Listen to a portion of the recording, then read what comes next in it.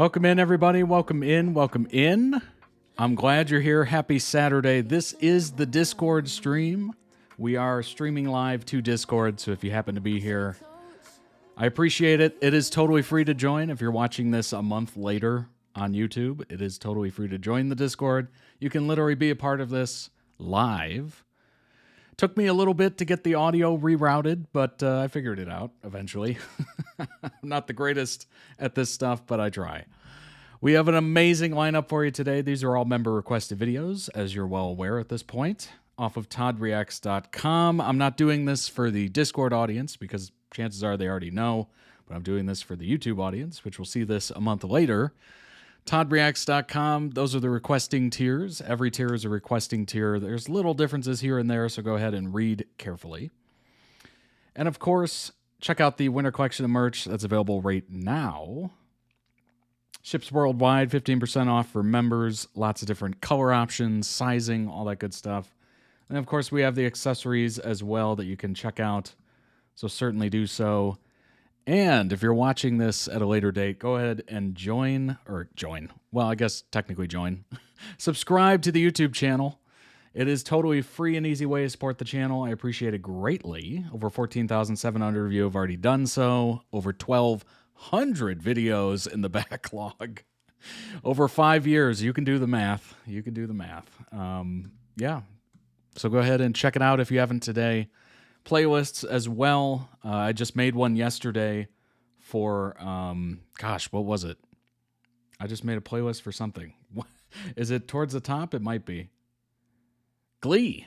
I think I didn't have one for Glee or something like that. Let's see. Date added newest. Yeah, it was probably Glee. Apparently there wasn't one for Glee, so I went ahead and made that. It was a YouTube comment on a video that's a couple weeks old. So hopefully they saw it. I replied to them. But yeah, go ahead and check out the playlist. If you're looking for something specific, chances are you'll be able to find it. And watch a ton of them. So there you go. And last but certainly not least, the Discord. That is what basically this is. This is where we are right now. If you're not a part of the Discord, join today so you can be a part of the audience of the monthly Discord stream.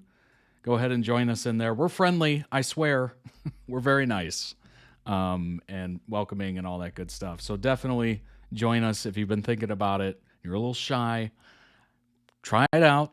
You don't have to stay if it freaks you out. If it's too many people and you're like crazy with it, I understand. But join us. Certainly give us a shot. We're very nice. Anyway. Alrighty. You know what? I should probably pull up the chat just in case somebody types something like, "You're muted." That would be bad. That would be bad indeed. It looks like I'm not muted, so I'm going with that. And we're going right into the stream. How about that? We have 5 amazing member-requested videos, like I said. We're going to start off with Grey's Anatomy. This is going to be the Shepherd Kids.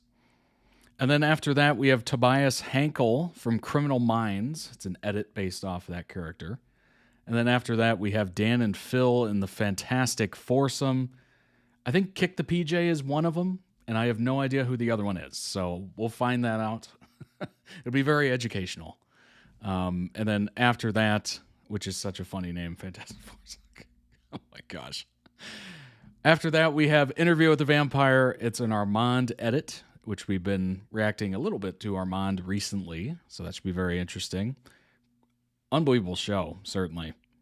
And then viewers pick Dan and Phil's outfits. That should be extremely funny, and I want to end with that to really kick off the weekend well, or at least continue the weekend.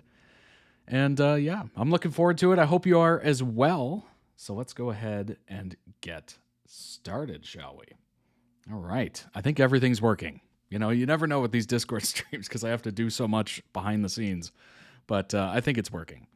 Let's go ahead and bring up that first video, shall we? I hope you're enjoying your weekend so far. Obviously, I literally just streamed yesterday. So, actually last night, really. Fantastic Foursomes, your request? Nice. Awesome. Looking forward to it, indeed. Alrighty. I guess I should bring it up every once in a while, but if you want to check out what videos are coming up, you can literally just go to toddreacts.com, and there's a little link at the top that says video queue, and you can actually see what videos have been requested.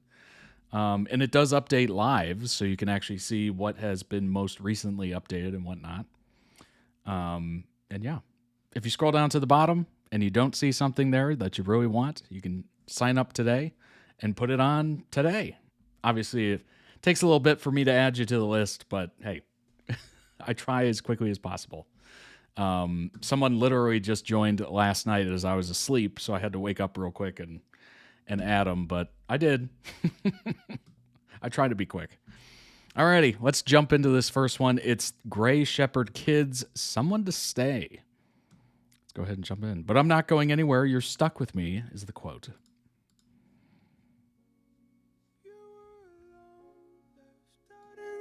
Being a mom isn't a job. We don't punch in and punch out. There are no nights off. They are exhausting and amazing. You've been fighting the memory on your own. There comes a point Ooh. where the desire to Keep rest forgetting all the tragedies that happen here. overrides the desire to live. I miss him. You got a little kid like that. Hard to let go. I won't forget him. Don't! Not my dad. My dad fixed kids. Poor dad. So, come to daddy. Come to daddy. Even though your mom's not here, she's always with me. I lost my husband and the father of my children, and you're falling apart. Even with Derek, eventually, you go on. And the kids would go on.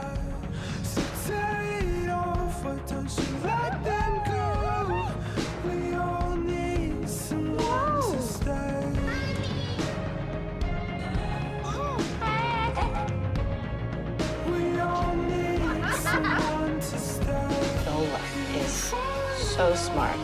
1,500. Ready for your first coronary bypass, Dr. Gray Shepherd? And she keeps me on my I'm toes gonna have to talk to Alex. every minute of every day. And Bailey says funny before every sentence. Oh, honey, I love it. He wanted to make us laugh. Ew, gross. And when I looked at him and I saw that light in his eyes, he looked just like his dad. His mother's sparkle. That same sparkle, that same delight. And Alice, She looks just like you. She doesn't smile easy or often, but when she does, it lights up the room. It's stubborn, just like you. Password. Rainbow donkey. Nope. What are these sounds in the background? Okay, she said you can go get cake. you're a single parent. I love you. Love you too.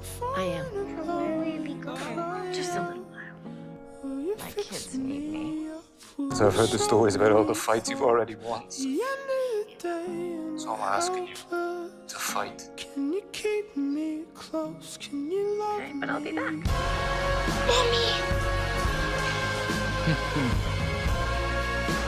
Oh my gosh, to put kids through this amount of stress is wild. It takes a village.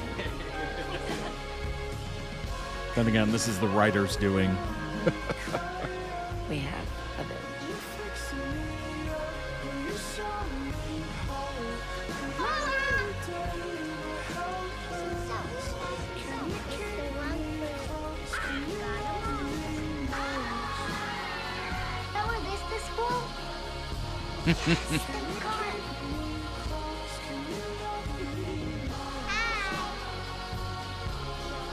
But I'm not going anywhere.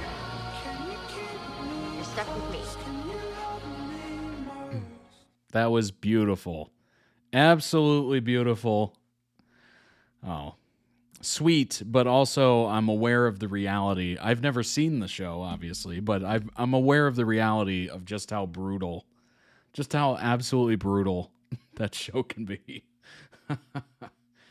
No worries. We're checking out Grey's Anatomy, Criminal Minds, fantastic foursome with Dan and Phil and Kick the PJ and etc. And then after that, Interview with the Vampire and Dan and Phil. Viewers pick the outfits is the lineup here. You know what? I should probably post that. In chat. That would make sense, right? There we go. All right.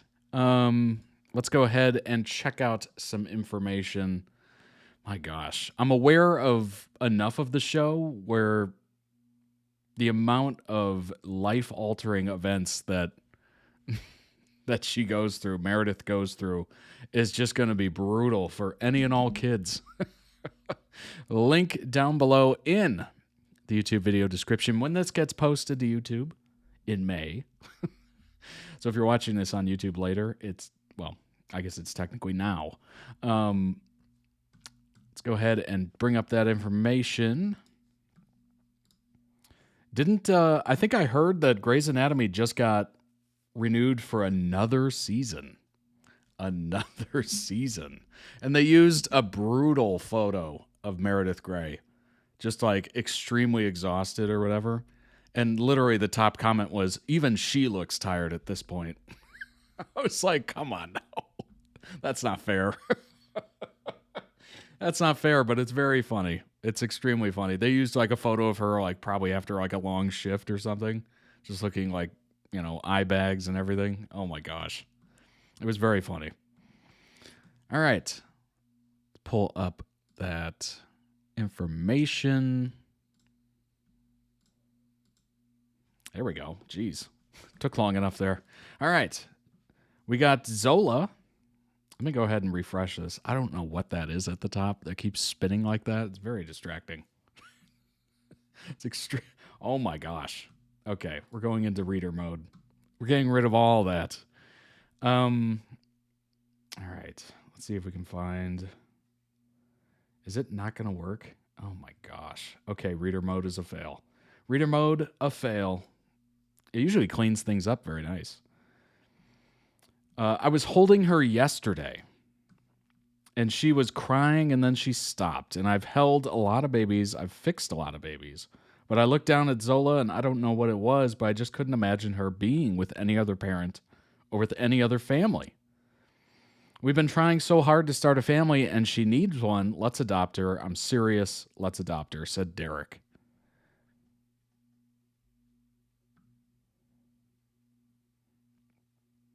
Meredith Grey and Derek Shepard's eldest daughter and child, younger brother Bailey and younger sister Ellis. Lots of different aliases.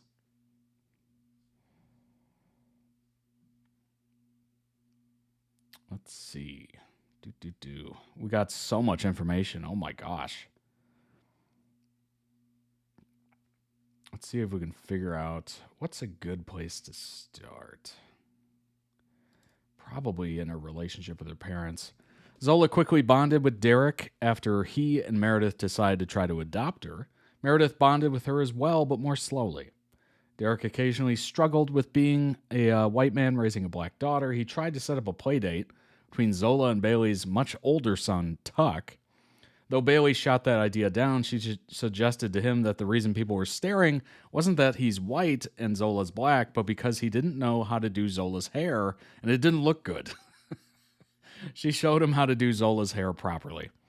When Derek later learned about Maggie Pierce, he encouraged Meredith to try to bond with her, saying Zola needed more black people in the family because he was running out of ways to braid Zola's hair. And Bailey wouldn't show him anymore. After baby Bailey was born, Zola's parents worked to make sure that she knew she hadn't been replaced by her brother, which I'm sure is like this thing, that happens. I could assume, right? First kid, world's your oyster. Your parents are giving you all the attention. And then the second kid, you're like, wait, who's this? Who invited that person to the party? I didn't. In order to give Meredith more time for her work, Derek decided to step back from his work and stay home with the kids more.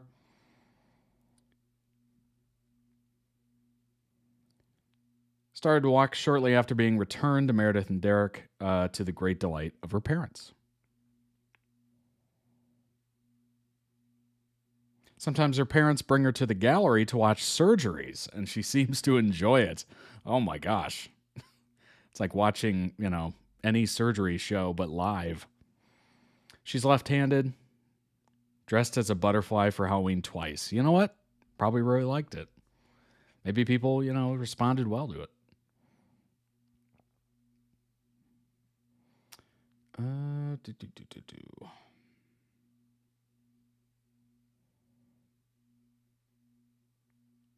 All right, let's see what else we got here. Let's read about those health problems.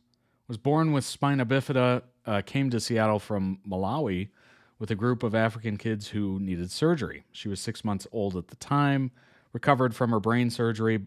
She had a second surgery to repair a hernia. Said it was an uncomplicated hernia, so it was an easy fix. Well, that's good.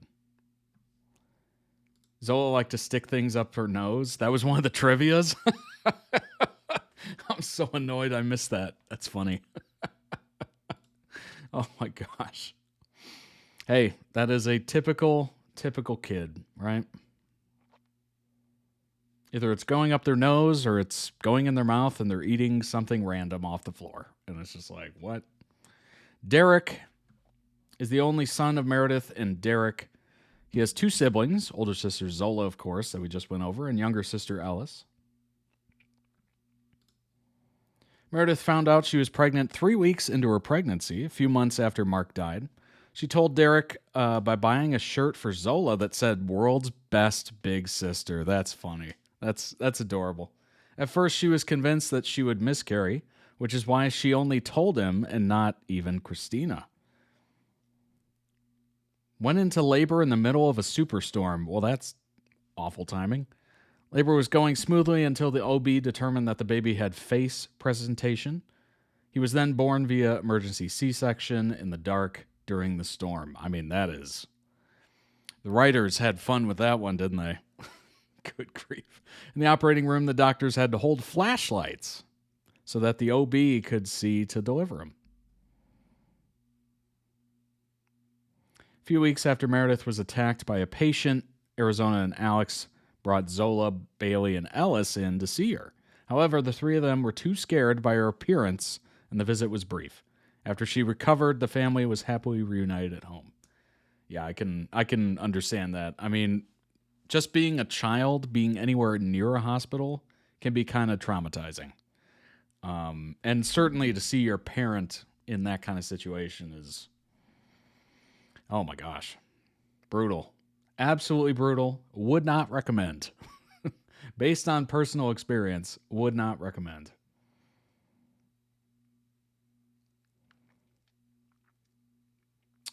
Let's see. What's a good one here? Let's go to... Oh my gosh. Notes and trivia. Dare I?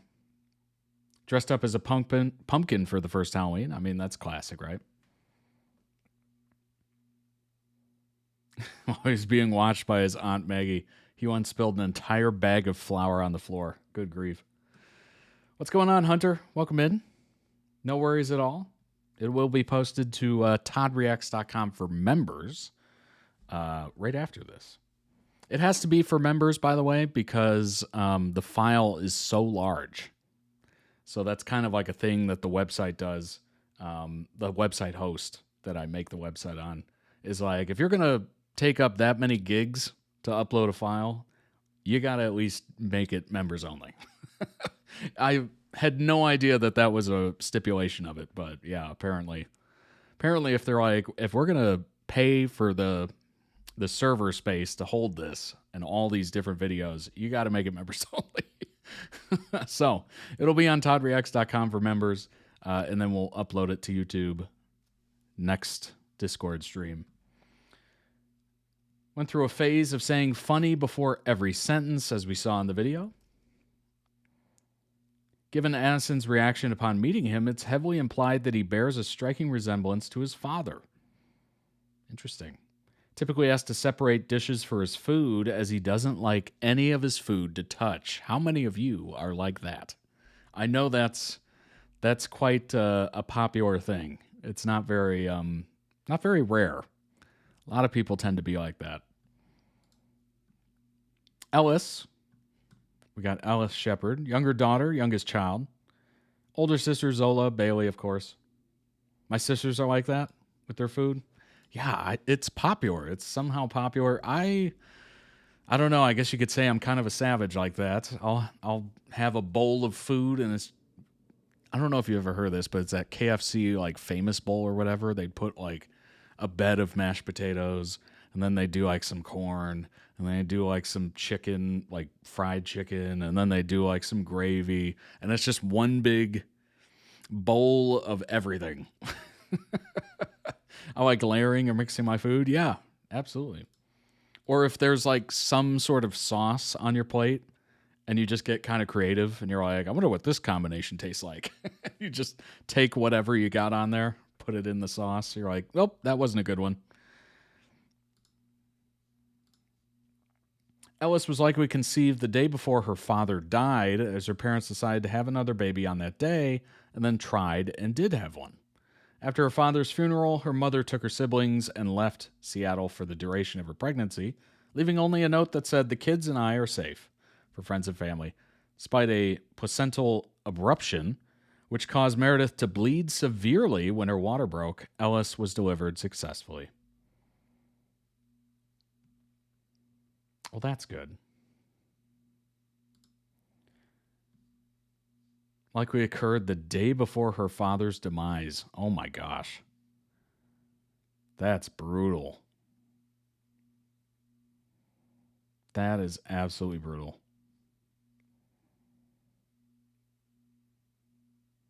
Yeah, she was still grieving the loss of her husband, went to San Diego, left town. I get that. It would be hard to be in that area or in that house or in where, the hospital, whatever. It would be difficult, especially if you're mourning someone who also worked there. I kind of get that for sure. Ellis lives in Boston with her mother, Nick, and her two siblings. Her father died before she was born, likely the very day she was conceived, or day after, excuse me. Obsessed with hip-hop. Meredith says Ellis' temper is just like hers. Quick to laughter and anger. Smart, pensive, stubborn. Hates pink and purple, but loves brown and green. Gets enraged at the idea of someone cutting down a tree.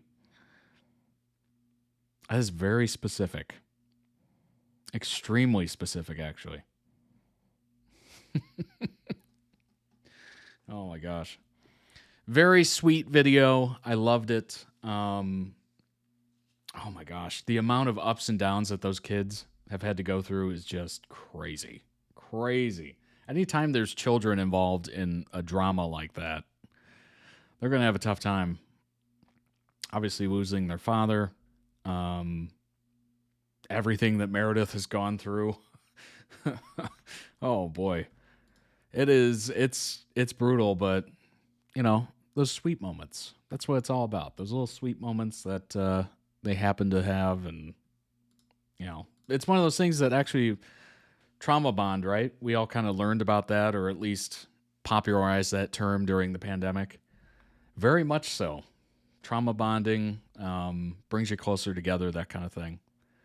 So let's go ahead and jump into the next one. It is Tobias Henkel. I think I said that right. I'll Be Good. It's Criminal Minds. And I'm going to read something really quickly beforehand. A reason why basically Jace chose it. So let's go ahead and bring that up real quick. And then we will get into the video. Tobias Henkel is the unknown subject in 2 episodes of Criminal Minds. Horrifically abused, he has grown up to have a split personality disorder, and this has led to the biblically inspired serial killings he carries out. At the end of the first episode, he takes Special Agent Spencer Reed hostage. Alter egos terrorize Spencer through Tobias, though Tobias tries to comfort him in a way. Deeply complex and damaged man, played by James Vanderbeek so well. Oh man, rip James. He makes the different personalities distinct and interesting, terrifying, or pitiable.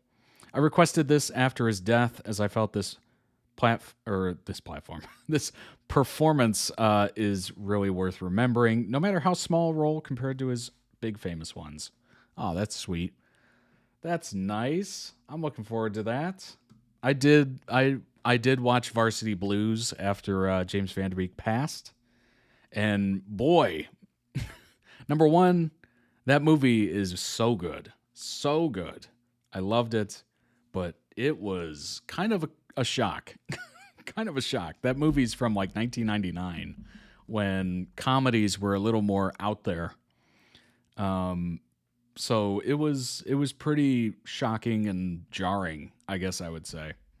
But once you get past that initial jarring and you think like, oh yeah, this is how comedies used to be, it's great. It is truly great. So, it's too bad. I really enjoyed watching him in these little, oh gosh, like Tubi originals with Noah Beck trying to be an actor.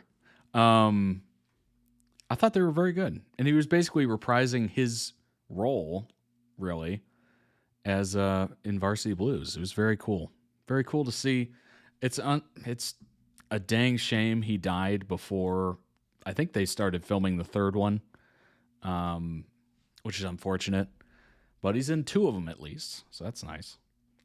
But yeah, let's go ahead and jump into this. Tobias Hankel, I'll Be Good, Criminal Minds.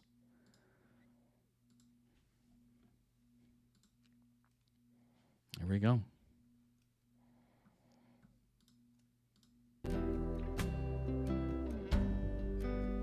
It's a quick one, just 2.5 minutes. My past has tasted bitter for years now. So I wield an iron fist. Grace is just weakness. Or so I've been told. I've been cold. I cannot believe I just I cannot believe I just did that. But the blood on my hand. Oh my gosh. I cannot believe I just did that. I literally had all the links open for this and I completely closed out. As soon as I finished reading that, my brain was like, oh, you must be done with this. Oh my gosh. It's all right. I got the link still. We're good. I just have to bring them up again. Maybe I'm waking up today. I'll be good, I'll be good. And I'll love the world like I should. I'll be good, I'll be good. I'll be good, I'll be good. For all of the light that I shut out. For all of the innocent things that I doubt. For all of the bruises I've caused and the tears. For all of the things that I've done. All these years. No. Yeah, for all of the sparks that I stomped out. For all of the perfect things that I doubt. I'll be good, I'll be good. And I'll love the world like I should.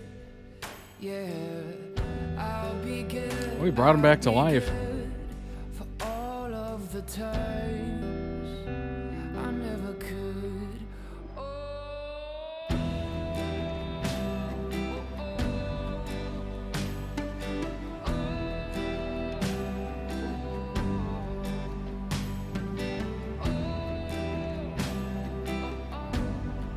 For all of the times I never could.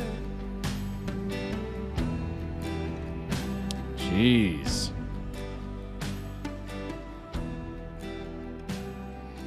Oh my gosh. Whoa. That's so interesting because it was like he was torturing him, yes, but he was also like he literally brought him back to life to torture him again, I guess. Um, Very interesting. I can't say I've ever seen James Van Der Beek in a lot of like bad guy roles, but apparently he was pretty dang good at it. This one included. Link down below in the YouTube video description when this gets posted to YouTube. For the original video, go ahead and throw it some love. Let me bring up the chat again. I think I closed it by a mistake. Okay, there we go. All right, let's bring up that information that I somehow closed. Somehow my mind was like, okay, you read that pre-video thing. Okay, now close everything because you're moving on to the next. Like, no, I'm still on that same video. All right. Tobias Hankel. Tobias and the altar of Charles. Shoot him. I don't want to. I said, shoot him, you weakling. He's a Satan. He didn't do anything. I won't tell you another time, boy. Shoot him. So he's got multiple personalities. Delusional and psychotic serial killer, hacker, one-time angel of death. You're not having good luck with the links this weekend, are you? No, absolutely not. Absolutely not, Joanna. Later abductor who appeared in season 2 of Criminal Minds. All right, what's the background here? When his father has... Wait. Nope, there we go. There's the start of it. Tobias originally had a happy upbringing and was a straight-A student. Wow, where to go wrong? 1984, his mother left his father, Charles, for another man. Okay, afterward, Charles became abusive towards Tobias. Okay, wheels coming off. Wheel came off pretty quick. Quoting biblical scripture and using the Bible as punishment guide. On one occasion in 1987, Charles branded a cross on Tobias's forehead with a red-hot poker. On another occasion, he baptized, quote-unquote, Tobias by nearly drowning him in the bathtub. He would also take Tobias hunting against his will. Later, Charles became very painfully ill, eventually ordering Tobias to end him in order to put an end to it. Tobias argued, "Thou shalt not kill," which Charles encountered with, "Honor thy father." I mean, that is... little Uno reverse card there. That's funny. In the end, Tobias shot and killed him in August of 2006 and placed the body in a large walk-in freezer under their house. Yikes. While his father had been around, Tobias had been addicted to the drug Dilaudid. That's it. I was like, what? And would cut it with an unspecified psychedelic. Later went to Narcotics Anonymous with the help of his sponsor, became clean. Substance abuse combined with the moral dilemma of killing his father caused Tobias to develop dissociative identity disorder with 3 alters. His own, a factive alter of a real-life person, of his father, likely as a way to keep him alive, and a fictive of Raphael, ruthless archangel hell-bent on doing God's will. Whoa. At some point, he got a job as tech support and would use his job to gain entry to the webcams of potential victims. In November... Oh, that's terrifying. That is terrifying. This is why we all cover webcams.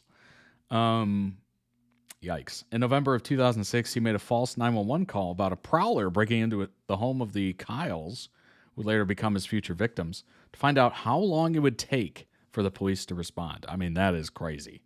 A month later, his dogs attacked one of his neighbors, but the man decided to not press charges since he knew Tobias well. All right, that's some background for us.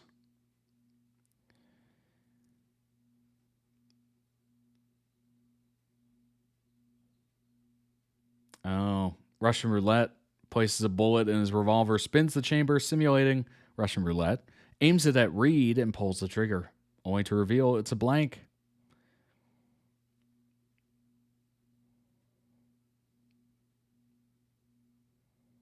After Tobias injects Reed with more dilaudid, he has flashback about him sending his mother to the asylum.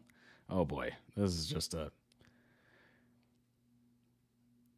Reed pretends to be too weak to keep digging his grave. That's what he was doing out there with the shovel. Charles becomes frustrated, causing him to snatch the shovel away from Reed, calling him weak. Then when Charles is distracted, Reed grabs his gun. Charles, who appears to be unaware that the three altars share a body, tells Reed that he cannot shoot all of them because there's only one bullet in the gun. Oh my gosh.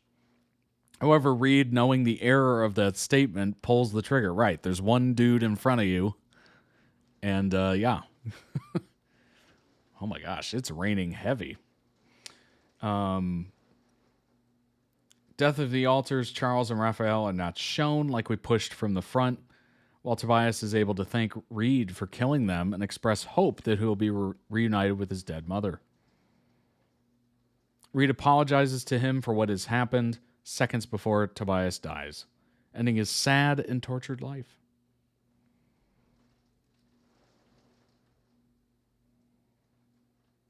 Interesting. Raphael would target people he perceived as violating the laws of God, having spied on them in advance using the webcams of their computers, which had gotten access through either through the job or hacking into them. Striking at night, he would discreetly enter their homes while wearing latex gloves as to not leave behind any prints.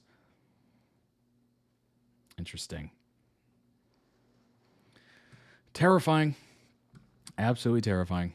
Tobias's multiple personalities from Criminal Minds explained. Criminal Minds has been on TV for 15 seasons.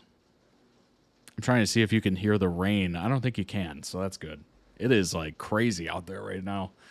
During that long haul on CBS, many characters have come and gone, but only a few have been truly memorable. In Season 2, serial killer Tobias, played by Dawson's Creek alum James Vanderbeek, particularly vicious serial killer that ultimately sets his sight on one of the FBI's own. Tobias Hankel is the primary persona and remains the most innocent. After his mother left, his father, Charles became abusive, as we read about, using scripture, multiple personas. We kind of went over all this already. DID disrupts different parts of his identity. He has no say or control over what his other personas do. The real Tobias is tormented by his other personalities, which push him to commit religious killings. Raphael is the tormentor. You don't hear the rain? Okay, good. That's good. This mic is working correctly. Raphael is the tormentor and lead villain. Even though there are three personalities, Raphael seems to have the most control because he selects the victims and handles most of the killings the way he sees fit. He's full of wrath and uses Tobias to get what he wants. When Tobias brings Reed to a shack in a cemetery, it's the Raphael side who plays Russian roulette with Reed, pointing a gun at him, firing a blank. Yikes. Persona 2 is Tobias's abusive father, Charles. Because his moral compass shatters after he kills his father, Tobias takes on Charles's personality as a way to keep him alive. Spencer Reed witnesses Tobias struggling with himself and even sees him slapping his own face. This is the external struggle between Tobias and Charles. Charles was abusive towards him, obviously, as we've gone over.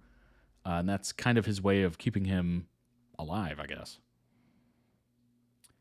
Speaking with TV insider James Vanderbeek, spoke about his time as the Charles personality on the show. Quote, "What I always forget when I play characters that are really dark and evil is that there's a lot of pain underneath that.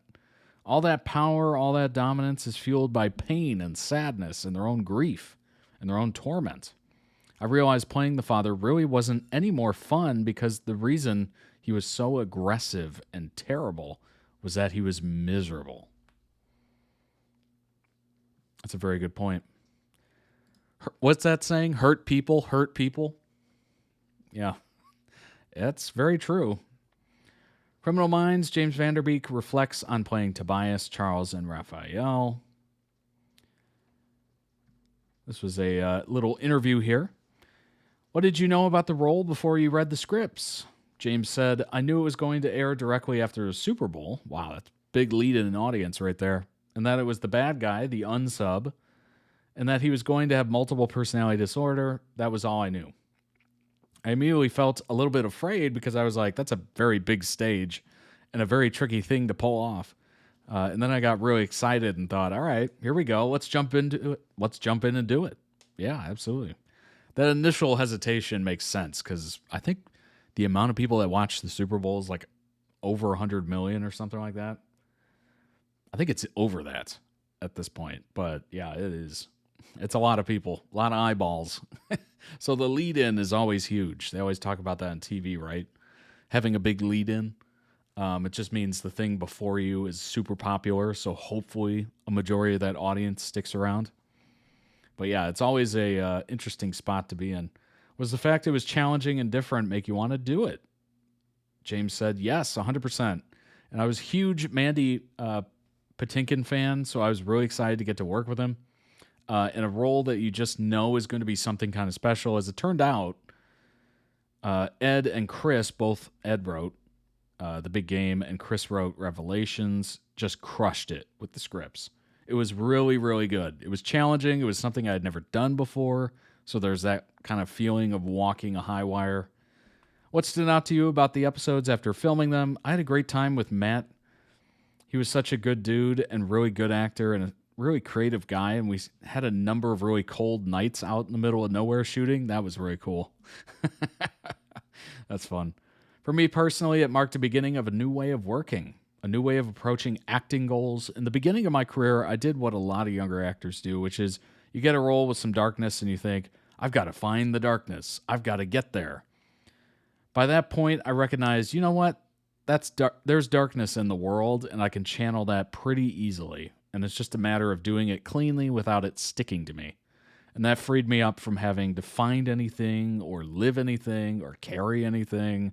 I was able to let the reality of the character just flow through me. So it was more energy work than I was acting. And it was cool to try something new. By that point, I'd been doing it for a while, and it worked really well. It was more fun, and I think the results were better. Nice. Yeah. I would assume it would be difficult to kind of go through that and have that kind of stick to you. Method actors like Christian Bale and certainly Heath Ledger used to be, they would just become the role, right? They would do it off screen. They would do it when the cameras weren't rolling. They just stayed in character constantly. And that's carrying a lot. And there were some really intense scenes in those episodes. James Vanderbeek said, yeah, it was really intense. John Swayze was really, really helpful too. Don played the father in those episodes. And Don was so giving and really helpful. At the table read, I asked him to read passages from Leviticus in his accent, so I would record to him. That's how I got the character. Character of the father, which is one of the three personalities, was pretty much Don. He did all the heavy lifting on that, and I just followed it. It really helped that his performance was just so strong and creepy and dark. He gave me something so specific as an actor and as an anchor, and a launching point for that father character. That's so smart to have him go over the lines, record it, and then give it to him, since one of the personalities was the father. Speaking of the three personalities, was there one that was more challenging than the others? James said, it's funny. People always say, oh, it must be really fun to play somebody so dark. I was playing Tobias, who is very scared and obviously very tortured and just so sensitive, and life is really, really hard for that poor kid. And so I thought, once I get to play the father, then I'll feel powerful. What I always forget when I play characters that are dark, and this is when he goes over that, as we talked about it before, harboring a lot of miserable traits. If you're that angry and that abusive and whatnot, hurt people. The angel was the only one that was completely impartial to whatever happened. He really wasn't invested in an outcome either way. That was my breather. And that came across when he made the calls. Yeah, he wasn't very invested emotionally in either outcome. He was just there to meditate. Was there a scene that was more challenging than others? Anytime your different characters are coming out and they're all arguing with each other and they're all coming through your voice, is always one you look at and say, all right, buckle up.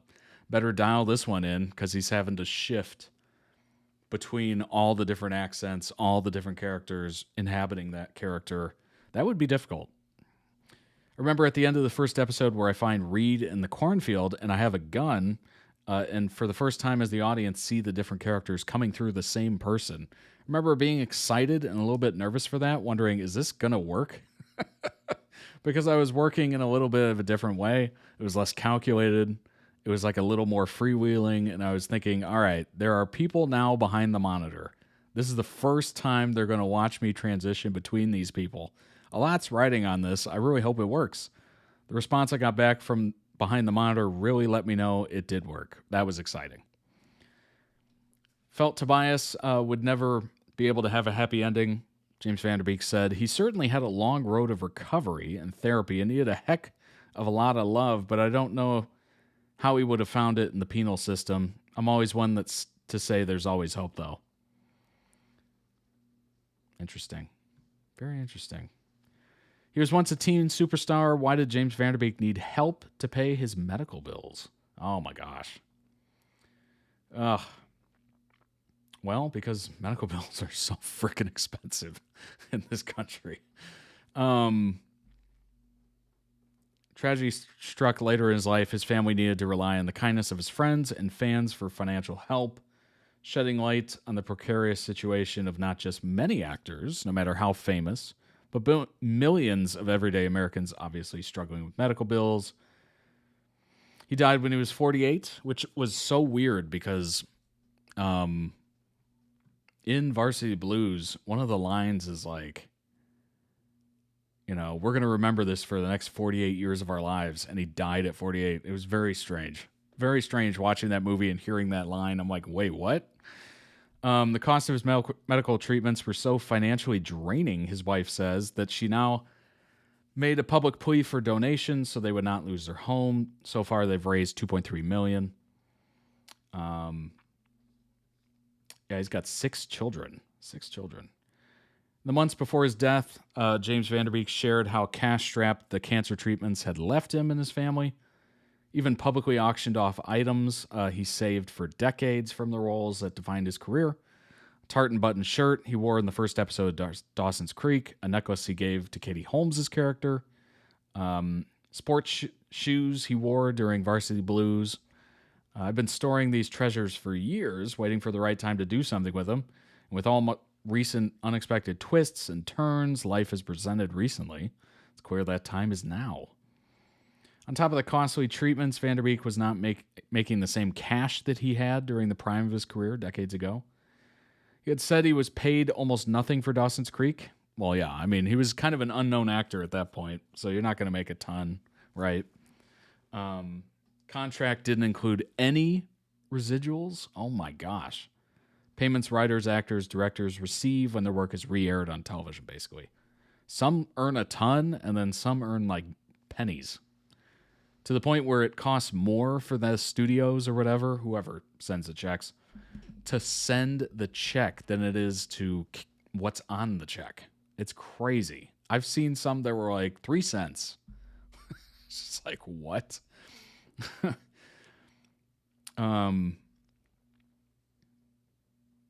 Actors on still popular shows from that same period, like Friends, are said to make about $20 million annually from residual checks. Oh my gosh. Whoa. No residual money.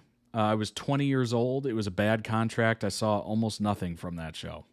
He continued working after his diagnosis, appearing in 2 episodes on the television show Overcompensating. But it's unclear whether that was enough to qualify him for health insurance from the Prominent Actors Union in Hollywood. Actors can qualify for health insurance through SAG-AFTRA only if they work 108 days a year or earn at least $28,000 US dollars on union shoots. The BBC has contacted the union. Van Der Beek is not first high-profile actor to highlight the issue.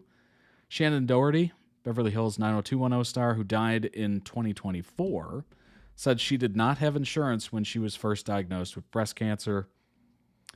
Benjamin Byron Davis, 53, an actor who appeared on television shows as well as Ant-Man, told the BBC that decreased residuals had become a problem for actors across the board. Apparently not for the actors and Friends. Good grief, $20 million a year? That is crazy. He said many actors depend on these payments, both for income and to qualify for the health insurance, of course. Through the union, I work when I'm hired and I survive when I'm not. Davis said he lost his health insurance during the 2023 strikes. There wasn't work. Said that just 10 years ago, the union's minimum earnings for health insurance was a third of what it is now, at a level today that is out of reach for the vast majority of actors. Yeah, I assume, well, most actors are not working, or certainly not working a lot. It's a very, we see the celebrities and whatnot, but that's a very small portion of the total amount of actors. Most actors are not working regularly at all. Like they're trying to get like commercials or anything like that. It was possible Van Der Beek no longer received the union plan because of his working fewer hours. Yeah, 2024, Van Der Beek said it was a full-time job dealing with cancer treatments, appointments, and his insurance. Yeah, absolutely. Absolutely is. Oh my gosh. Rest in peace, James. Great actor. Obviously, it was in kind of less stuff recently, but of the stuff he was in that I've seen, pretty amazing. Pretty amazing indeed. Seems like a great character, very complicated. That multiple personality. Very complicated. Let's go ahead and jump into the next one. This is the fantastic foursome collabs mashup for Todd Reacts. Really? Wow. My name is in the title. Unbelievable. All right. Who's ready? Who is ready? Wow. The hair.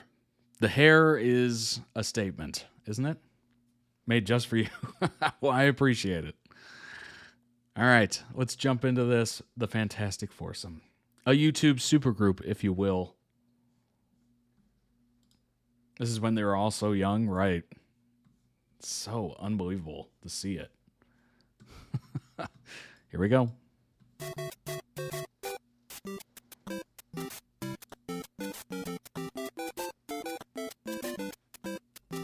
You put the years for each video? Nice. Consists of Crab Sticks, Chris, PJ, Kick the PJ, Dan and Phil, obviously. PJ is a longtime friend of Phil's, and he's the one who brought them all together. Spin the bottle. So I'm in Italy at the moment with Chris, Dan, and PJ, and it's awesome so far. The hotel's got its own diving board. And we have infinite waffles. Nom nom. Waffles. Yeah, unfortunately it's raining today, so I've decided to share with you the top 10 things you can do if it rains on your holiday. Here we go. Okay, Chris, spin the bottle. Yeah! It's landed on PJ. Ooh.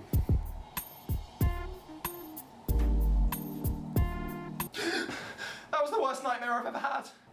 Hey.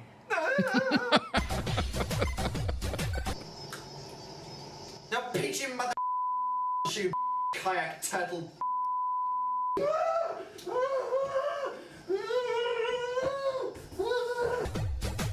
That seems like Dan behavior, doesn't it?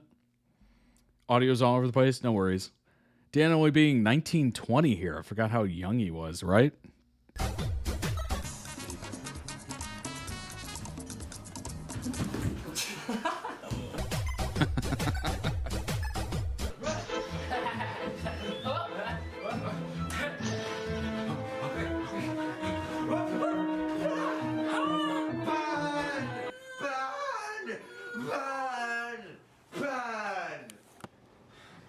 They're never getting the security deposit back. Hey, PJ, do you want to play 52 cup pickup? Sure. How do you play?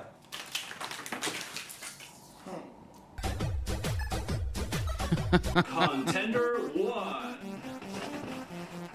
Contender 2. 3. 2, 1, go!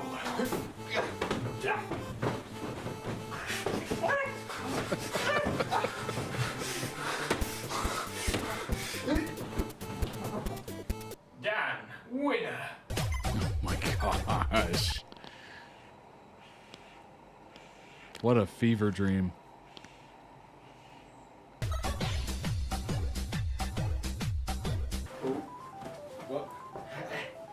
This is giving like Phil is not on fire vibes. Big time. I am the Flame Prince. Oh gosh.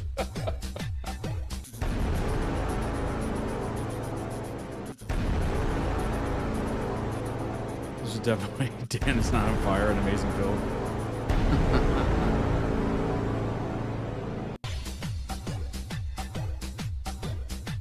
Oh boy.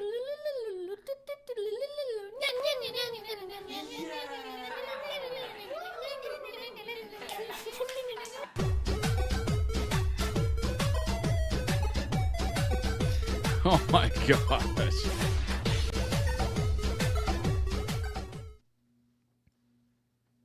You're great. You're great. 2011. Hey guys, Crabsticks here. I'm out with the guys. Oh God, say hi guys. Hi. We're gonna go pooling. Okay. So we're just chilling. We're gonna head to the pool. Do you want to see us dipping? Yeah. We're gonna get dipping. Oh yeah. I want to get wet. Dan in the background going like.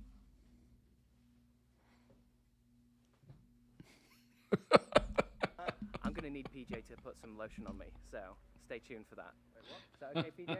What? You're gonna need to do my back because I don't want to get sunburned. I'll film it. Oh my gosh. Yeah, Dan's gonna film it, so. A little treat for you guys as a thank you again for. I'd rather not do that. Shut up, PJ. You're gonna do it, all right? Yeah, that's really good. Yeah. Bit lower. Bit lower. Bit lower. Bit lower. Hey Dan, how's it going? It's good, thanks. How How's are it you? going? Go Phil, go Phil, go Phil. Okay.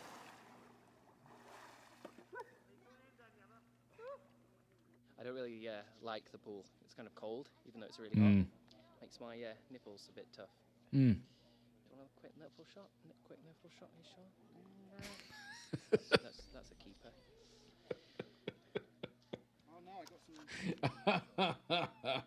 What, sorry? I got some sunscreen on my shorts. Oh man. By accident. Do you want me to?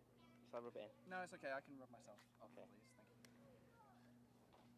Show us some like PJ. Yeah, that's it. Yeah. That's what I like. This is for the fans, okay? This is for the slash writers. Is that filming? No. I'm just checking the lenses. Okay. Chris was so funny. Agreed. I've literally seen him for like 2 seconds. And he's hilarious. Yeah, make a gif of that, girls. That's not normal behaviour. That's a seal, apparently. Okay, DJ. You can We're not expecting normal. Okay, let's film this. Where we're going, normal's not a thing. PJ, could you do that impression of a Japanese anime character getting kicked in the balls for me again?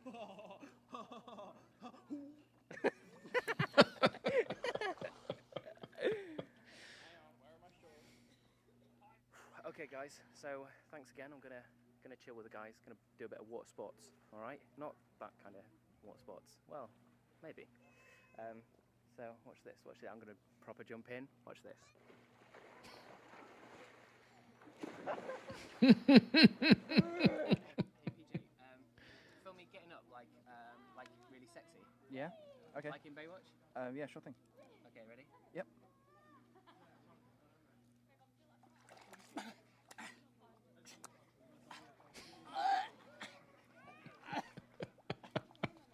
The awkward roll.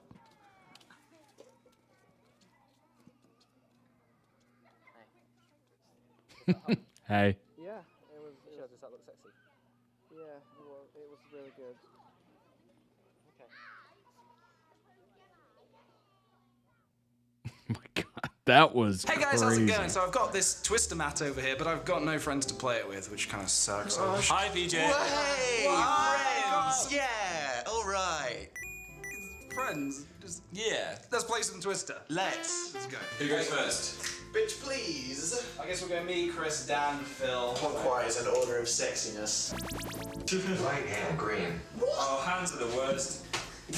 You're going down, Phil. I know. We're the worst twister player. Hello, Dan. Your head seems to be in my grip. I don't know, it's got a good view. You're gonna regret that. I don't follow my head, Peach. My head is there. Left foot yellow. Oh, that feels better. I'm already in pain. Yeah. Ow, pretty easy. I'm somehow getting off really easy. He's rigged it. You freaking programmed It's it. literally random. Oh god, that makes me 1% more comfortable. I am actually in pain. Oh, hi. You're sitting on my head, PJ. Now I'm definitely in PJ. Oh man. My god, you can't adjust your hair. Easy. Oh, Easy. Yeah. Not a problem has to worry about anymore. Right foot blue. Fool. Shite, how is this gonna You have to go over, Dan. You gotta go over. Quickly. Well, it's a good thing Dan's wearing, or Phil's wearing underwear right now. twisted? I'm getting cramped. I'm getting cramped in my groin. Oh. For me. Yeah. Go on. I can't move. You have to go. 3, 2, 1. Go, Chris. How are you feeling, Chris? Foot yellow. Your butt's gotta stay off the floor. I'm on butt watch, don't worry about it. Dan, you're watching my butt. I am watching both of your butts intensely. It's a draw. Okay. Well done. I was born ready for this. I was born on a twister mat. I was conceived on a twister mat. For some reason, during the Discord stream, I think it's how the audio's set up. Whenever the video's playing, it doesn't like lower the video volume for the mic volume. So that's kind of like a weird Discord issue. My mum was a twister mat. Go, PJ. Finish me. Left foot yellow. I wonder if that's a setting I can adjust. What are you gonna do, Dan? There we go. Oh yeah. Take that, PJ. Jesus Christ. I'm out of control as far as. How am I gonna join this one? I'm rather. I'm ready. Right hand blue. Sexy pose. Oh, PJ, that's not great. That's your calendar. I shouldn't have worn skinny jeans, Peach. This is not going well on the skinny jean front. I need to escape Chris. Please. Oh, hey there. You shall never leave. Help me. Left foot blue. Nope. Oh, no. Oh, Why does everyone leave me? That's a good question. I don't know. I really don't. It might be. Otherwise, it might not. Sweet. Push me over. Guys, careful. Left foot red. Go on, Chris. I wish I had a better answer. Different things. I'm not touching. I'll have to check it. Okay, this is getting interesting behind me. Literally can't get out of it. I feel like a two-headed Right mutant. foot red. Oh, I'm getting a lot of butts. Just what we've always wanted. Push me over. I'm sorry. I can't. I literally can't. Do it. Oh, wow. This is magical. This is just 2 butts in my face. Oh. I'm done. Oh, my leg's gone to sleep. What the I'll boots? keep you up. Oh, gosh. Chris, be my human table. I can't take it anymore. This is just seeing what everyone's underwear they're wearing today. Ruined my game. Who's that? Ow. And therefore, Chris is the winner. wiener. Low-rise skinny jeans. What an era. What an absolute era.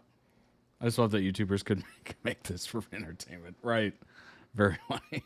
Can always see Dan's underwear. Congratulations, Chris. Round number 2. Chris. How's it feel? Winner. I feel very limber. I feel ready to go for a third one. Silence. My leg went to sleep. It's not my fault. Let's all make out on it. I think that's what it's been leading up to. I'm not sure if that was fun or not. I hope you have the best seasonal greetings. Ever. And don't play Twister. It's really horrible. It ruins your friendships because you end up just exploring each other in physical ways that you weren't prepared for. And mince pies don't contain real beef. This is the official Christmas card Fantastic Foursome pose. I think so. Merry Christmas. Happy New Year. That is such a great Christmas card. Twister is shit. Don't play it. This is really bad marketing for Twister the game. It is. This wasn't you doing an advert, was it? Without telling. Do that to a cutaway. Welcome to Christmas, motherfuckers! Thanks for watching the video, guys, and I hope you enjoyed it. If you did enjoy it, why not give it a thumbs up? And if you're new to my channel, why not hit subscribe? Also, hi, I'm PJ. Let's go for dinner sometime. I have also got a load of other videos for you to watch, so please do go check those out as well.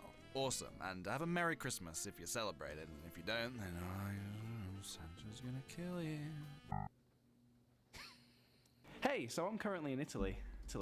The random Arnold Schwarzenegger was not what I was expecting. That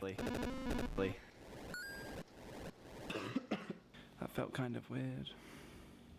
I also flew over here with some cool people like Phil, Dan, and Chris. I've had loads of fun over here playing stuff like Heartthrob. And I guessed Anthony for Chris, which means I now have 3 boyfriends.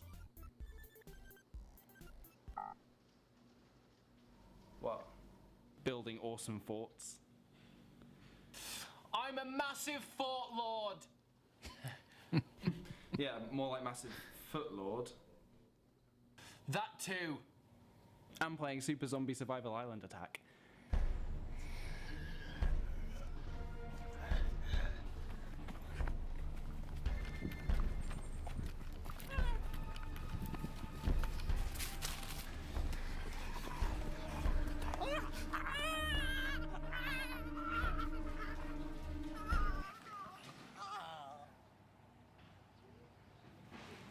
Dan with the Donnie Darko shirt.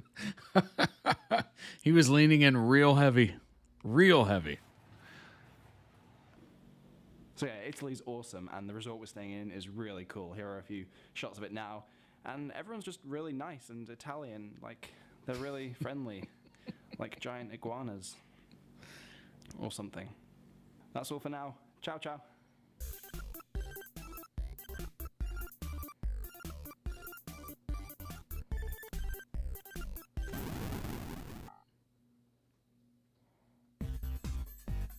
Once upon A Moon. there lived 14 Smelly. whale children who Decided. they couldn't eat Any. more fishermen and Ironically. they became gods. The end. Yay. once Upon A. time there was No. air The end. which was Inconvenient. for children.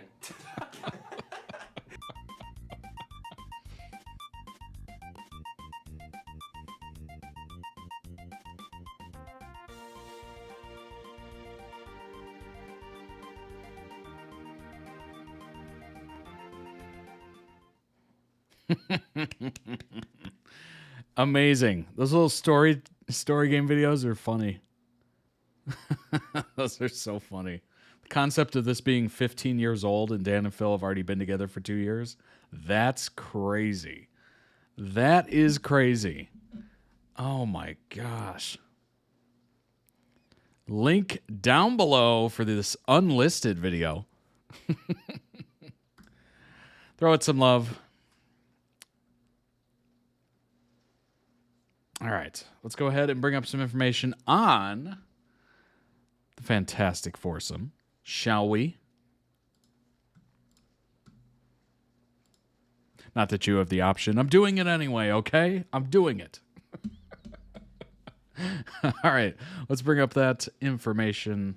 Fantastic Foursome was the name of the YouTube supergroup consisting of British YouTubers Dan Howell, Phil Lester, Chris Kendall, Crabsticks, and PJ, Kick the PJ. Group was most active during 2011 and 2012. The four often made videos together, interacted with each other on social media, and hung out together outside their internet personas. Group was quite popular among mutual fans of the four. Phil and PJ first met through YouTube in 2007, and then in person that year at a New Year's Eve party. Phil then introduced Dan to PJ after they met in 2009, and PJ introduced both Dan and Phil to Chris. Name origins: the Fantastic Foursome was coined by the four themselves while making a joint VU account.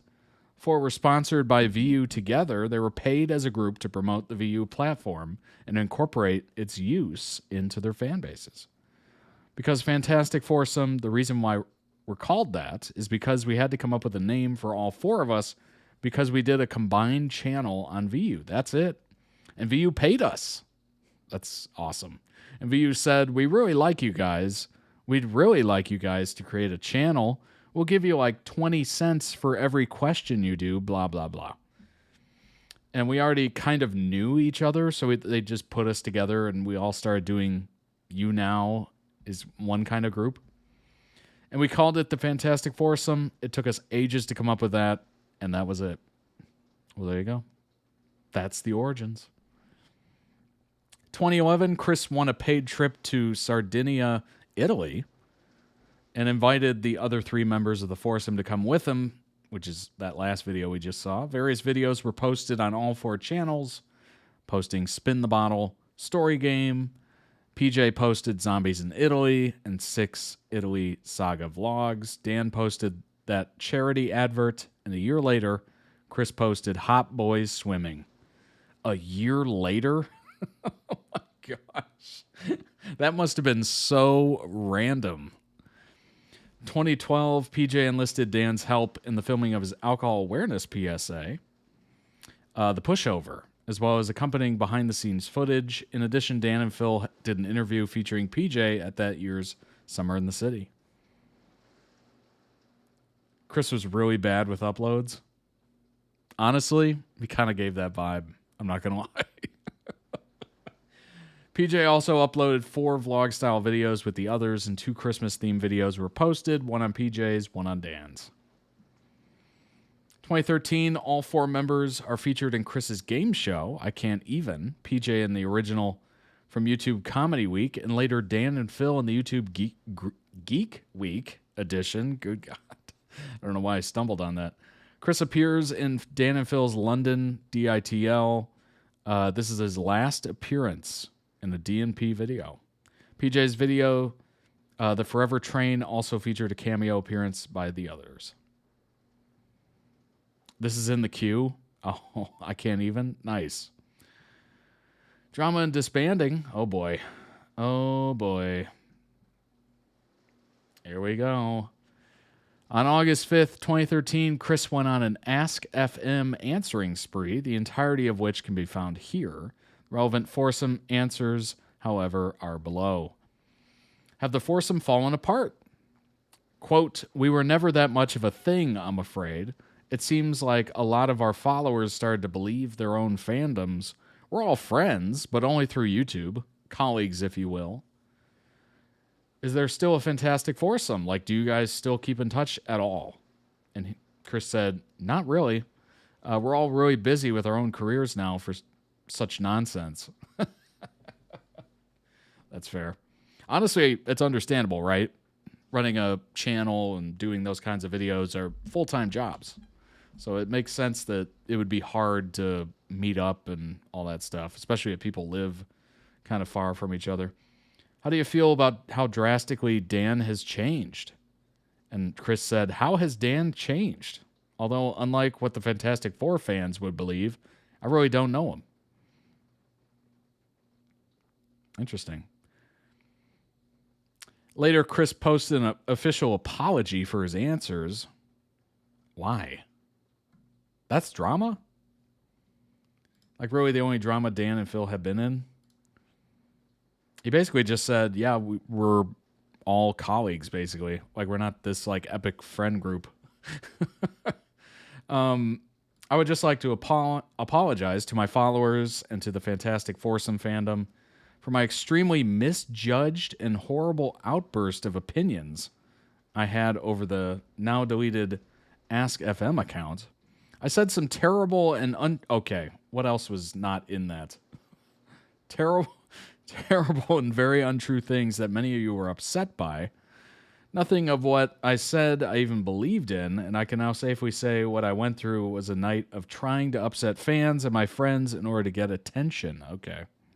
I expressed a lot of feelings about my own YouTube career and some of the issues I'm going through with internet fame. It implied that Phil, PJ, and Dan feel the same way. These had no truth behind them, and I do not at all represent how these guys feel about how they make videos or why they make videos, fan fiction, or their followers, etc. Please do not change your opinion on the guys based on anything I said. They're great. I've made myself look like a proper dingwad over all this, and now that I'm back in my old self, I want to forget this huge emo breakdown and carry on having fun. Okay. Was there something else in that? Hold on. Oh, access denied. Perfect. I guess I can't see it. I don't know why I needed to apologize. I think it was partly because Dan, Phil, and PJ are really close. Dan, Phil, PJ are friends. Then Chris and PJ are friends. It was always kind of obvious it was that way, in my opinion. Not sure why people were that surprised in retrospect. Dan and Phil love PJ to this day, but they've always made jokes about how they only really hang out with each other. They're in their own bubble, and there's nothing wrong with it. Yeah, I mean, it's kind of, I don't know. The apology was weird. Just from what I read. So just from these, people got upset. Like, hey, we're not super close. Like, we're basically colleagues, or at least they are. We're all really busy in our careers. How has Dan changed? Has he changed? I don't really know him. Like, I don't know. There's got to be more to this. There's got to be way more to this, because those three answers were not dramatic at all. I don't know. Very strange. Some sporadic communication existed between the four after this point, all of which is documented here. Theories as to why the group disbanded can also be found on that page, though there have been no explicit reasons given by any of them for the discontinuation of the friendship besides a mutual moving on.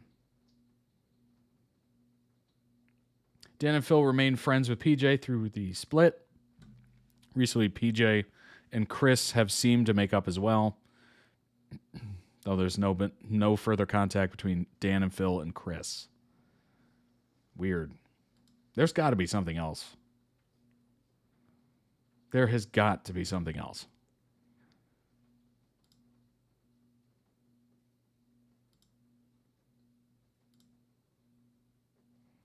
Also, Chris was really popular at first, and then everyone else greatly surpassed him. Interesting.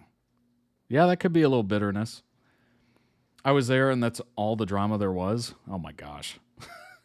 It's hard to wrap your head around now because you're only really known a much gentler and tamer version of the fandom.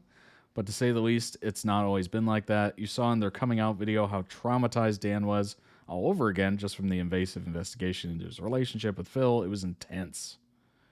Ah. Yeah, that's true. That's true. It was probably pretty crazy. So even those harmless comments, really, of just saying, hey, I don't hang out with them a lot. Like, we're just colleagues kind of thing. Apparently that was enough to trigger people into, oh my gosh, did you hear what he said? I would guess some of the fandom was upset to learn their fan fiction dreams about them being forever BFFs weren't actually true. Yes. Probably. I think talking about the people that would literally, pass around that video now I'm just saying it randomly. That video that Phil made for Dan and was supposed to be private, that kind of lets you into just how unhinged some of them might be. Kind of reminds me of the BL fandoms when they're so into one that they actively try to spread rumors and trash the others. Like, that's a level of, I don't know, that's a level of involved that I cannot process. I can't make sense of.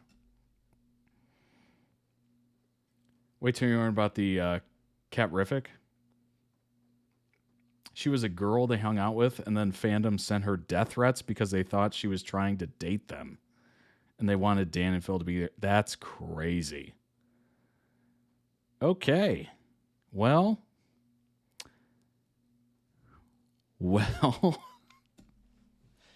Oh, boy.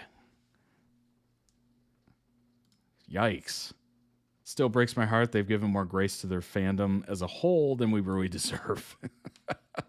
Well, obviously, there's a lot of good people in the fandom, right? But with any large gathering of people, there's going to be some nut jobs. There's going to be some people that take it way too far. Really unhealthy. It becomes their identity too much to the point where them, sending death threats to somebody, that's crazy. That's a whole other level of too involved. Get off the internet. Unplug, the famous touch grass kind of thing. That's wild. She knew they were a couple, but never said anything. Well, that's good of her. The fact that someone leaked the Valentine's Day video the day after Dan made a video about how fandoms can become toxic. Oh, there's a theory that people leaked it as a retaliation for Dan making comments about the fandom being intense.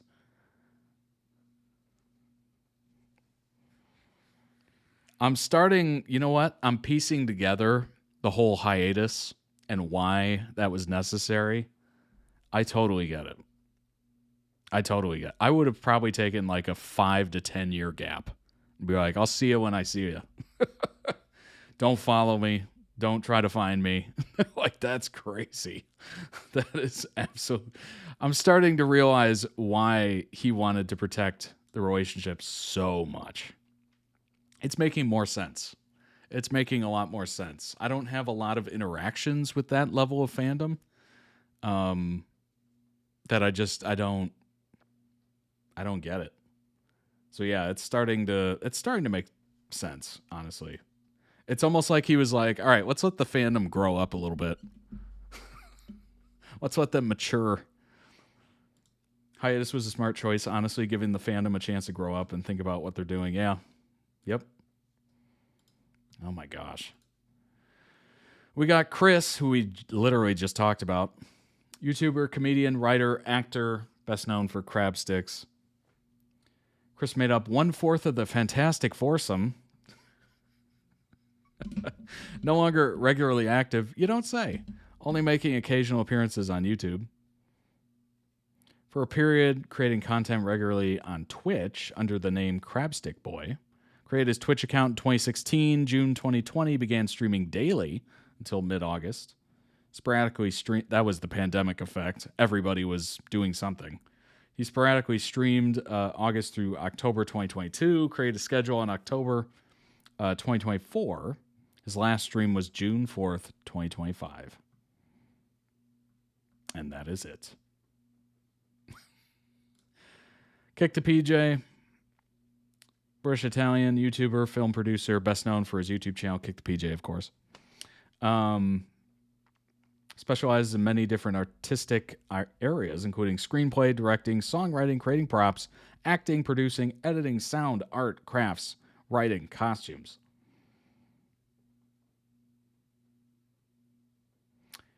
Made up 1/4. PJ remains one of Dan and Phil's closest friends and is one of Phil's earliest YouTube friends. They met at a New Year's Eve party in 2007, etc., etc. Dan and Phil often visit PJ and his partner Sophie in Brighton, vice versa with them visiting London. Very cool. In the 2013 short film, The Forever Train, Dan and Phil played a married newspaper couple. That was the hard lunch. Their faces had papier-mâché newspaper covering them. It's a running joke that Dan leaves his socks at PJ's house.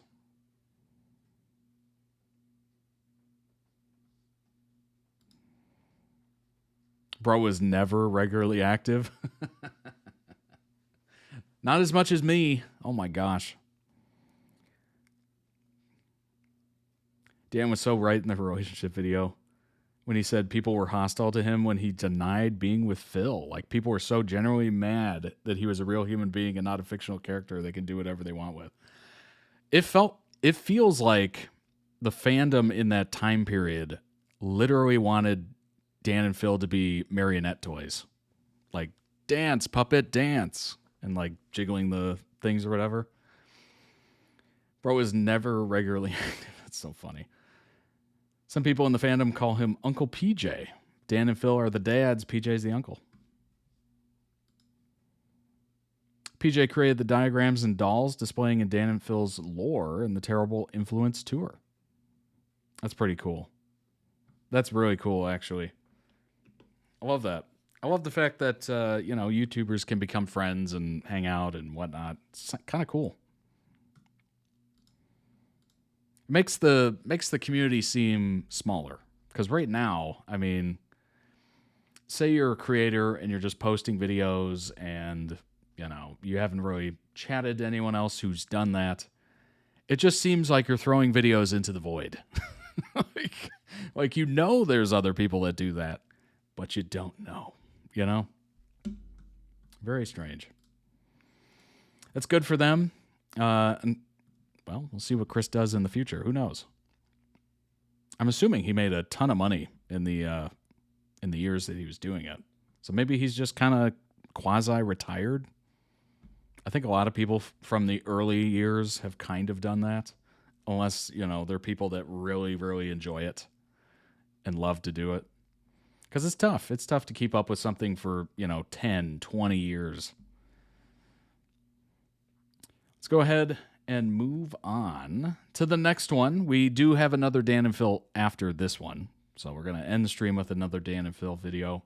So let's go ahead and jump into this one. It's Interview with the Vampire, episode 1 to 4, but everything is explained by Taylor Tomlinson and John Mulaney. Oh my gosh. 2 comedians are going to explain episodes 1 through 4 of Interview with the Vampire. All right. Let's go ahead and jump in.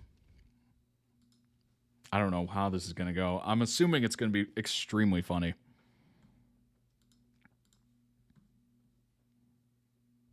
Dear Mr. Malloy. I went, this ought to be good. Have I hit a nerve? I said you were being a bitch? How long have you been dead? Pretty well, because I got nothing to lose and no one to live for. Mother, he's made you a madam. And if the court reporter reads back my remarks, you will see that I did not perjure myself. Where was I? I'm not gay, but I might be. The most discreet Negro. Which is some racist-ass bullshit. Are you one with Christ, Mr. Leon?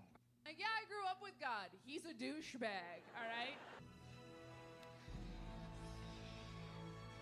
It was, so hot. Be my companion. And by the way, part of me was like, whatever, You know those days when you're like, this might as well happen? I mean, is it only work or are you and he? I serve a god. It is my honor to serve. Like, hey, Brent, you're a little creepy. Maybe keep an eye on that. We live off the blood of the living. Lap up the blood of the deceased and it'll suck you right down into death along with your victim. That is 100% true, that detail, and I hesitate to include it because it makes the story sound like a dream I had once. The choice of either salad or fries. Those were the choices. Salad or fries, the 2 most different foods in the universe. That sounded creepy. This piece here. No, you need to show restraint, Fletchling. You need to stop using that word right now, because it sounded a little like slave. Well, that's what it fucking sound like. Pointing this out to him confuses and upsets him. Madame de Pontelac, all the kindness for the invitation. I don't remember inviting him, but please. Go to a Dollar Tree. Stop ruining Easter.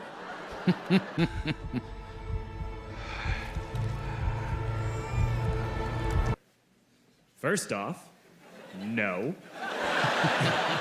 Salvan to do 73 years ago, and I remember it like it was yesterday. I almost stayed my nephew, Lestat. American debut, her fifth up. Have you tried to explain the concept of empathy to a tall, handsome white guy? That is a delicate conversation. Ero nel suo serato quando l'ha scritta.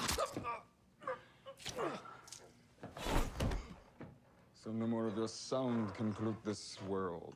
Why do you do this, Lestat? Mama has a point to make. Right?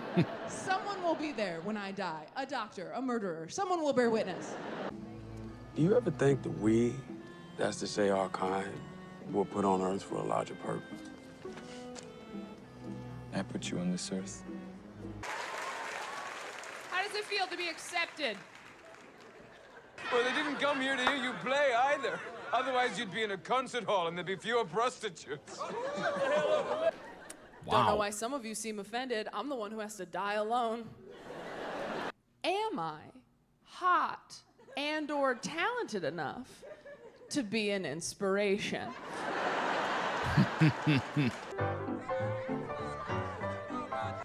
Enjoy yourselves. It's the purpose of living. He gets that way when he's hungry. I was so pissed. I'm like, do you have any idea how easy it would be for me to cheat on you? I can smell her on you. From time to time, I like a little variety. Oh. What do you want me to say to that? You want me to fist bump you? Like, nice, bro.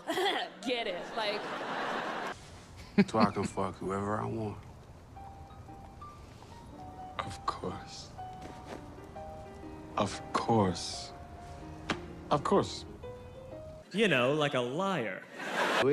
You No know, security like a guard in liar. the doors. That's a woman counter's coin. No offense, Miss Williams. Been called a cunny, a cow, and a bitch that ate 1,000 dicks. You want to apologize for calling me a woman? That's me choking on his dick, because that's a great line. Yeah, I got someone. I figured as much. No ring on your finger? Not a woman. Well, what's he like? He's a lot. Fuck you so hard. Are you serious? It's not perfect. But we kind of have this agreement. One of those you can drive out to the bayou kind of agreements? He's like, yeah, you got it, man. Fine. He found me, you know. He feels guilty. You're lingering, Rashid. Apologies, Mr. Dulac. Awesome. Well, if you have any feedback for me, notes, input of any kind, I would love to hear it. Breeze. Get out! Like, thank you, no one will ever see me again. And they're like, goodbye. Get him out of here.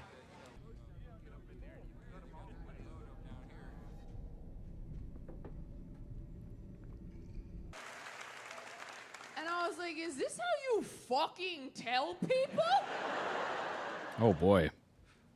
I'm a lot. I'm not perfect. I knew you were there. Yes. You jealous? Yes. I don't like sharing. What about Antoinette? It's different. I don't have feelings for her. He did me some face and I drove him home. All right, that was a test and you failed. Might have overcorrected a bit. Oh my God. Feel pleasure as you carved him up. Maybe you saw it coming and didn't stop. It's like I had something to do with it. How's I have been here all night. My light. My Claudia.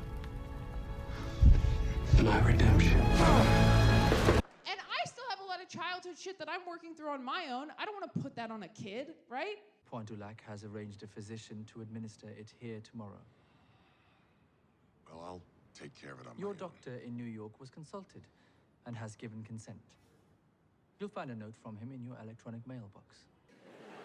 Son of a bitch wants me to email him with my doctor? You are getting access to very precious items from the archives. An alternative perspective on the years of your interest. I'm sorry, there's so much of it. Please. I don't know where to bite. Her body's all charred. You know you can do this. Is it even worth it? I don't know who she is. daughter, you were ready to abandon our home. I go, that is correct. That he definitely killed that little girl. I have a daughter. I'm going to make sure she's abstinent in high school, and probably before that while we're at it. If he makes you, he can't hear your thoughts anymore. I'll be fine as long as I get constant attention. I'm not sure how I feel about that pleated skirt. It's chiffon. It has movement. Maybe not having a mom is kind of okay. You may me, and you may Louis. Who may you?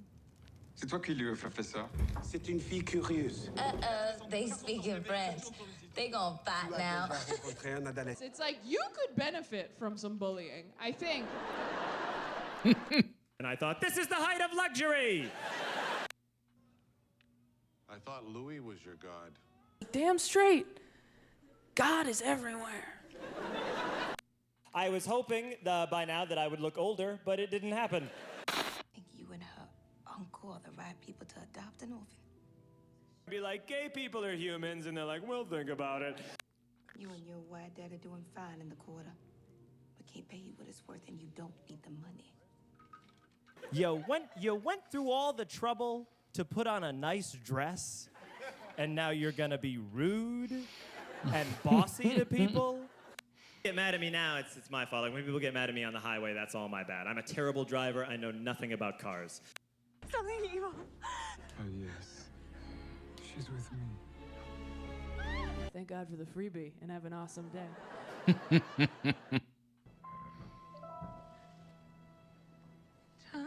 Derailed my whole thing. Please save him. Turn him. I can't. You drained him dry. Now go on. Clean up after yourself. My dad loved us. He just didn't care about our general happiness or self-esteem. Oh boy. Stop squirming and watch. Oh My man. dad is cold-blooded. The fantasy of happiness burst. Claudia was A band-aid for a shitty marriage. And I was like, wow, I don't want you to fix it. I just want you to listen. And what should I have done? Tucked him into the coffin with her. She was already broken-hearted, and you burned her first boyfriend. She's the one who killed him. It's funnier when they fight in French. Do you feel fine? I feel fine. Do you feel fine? I feel fine. Do you feel fine? I feel fine. Do you feel fine? I feel fine. If we keep saying it, will we be fine? Maybe. Oh my gosh. Amazing. Amazing context there. Hilarious how they just kind of added up to the perfect like scene and perfect feel for the scene. That was crazy. Link down below in the YouTube video description when this gets posted to YouTube. On the website, I will post the timestamps, of course. But wow.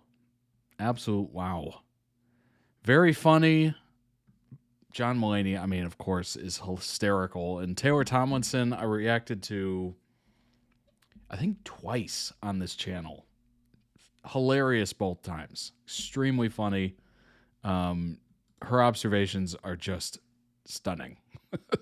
Very stunning.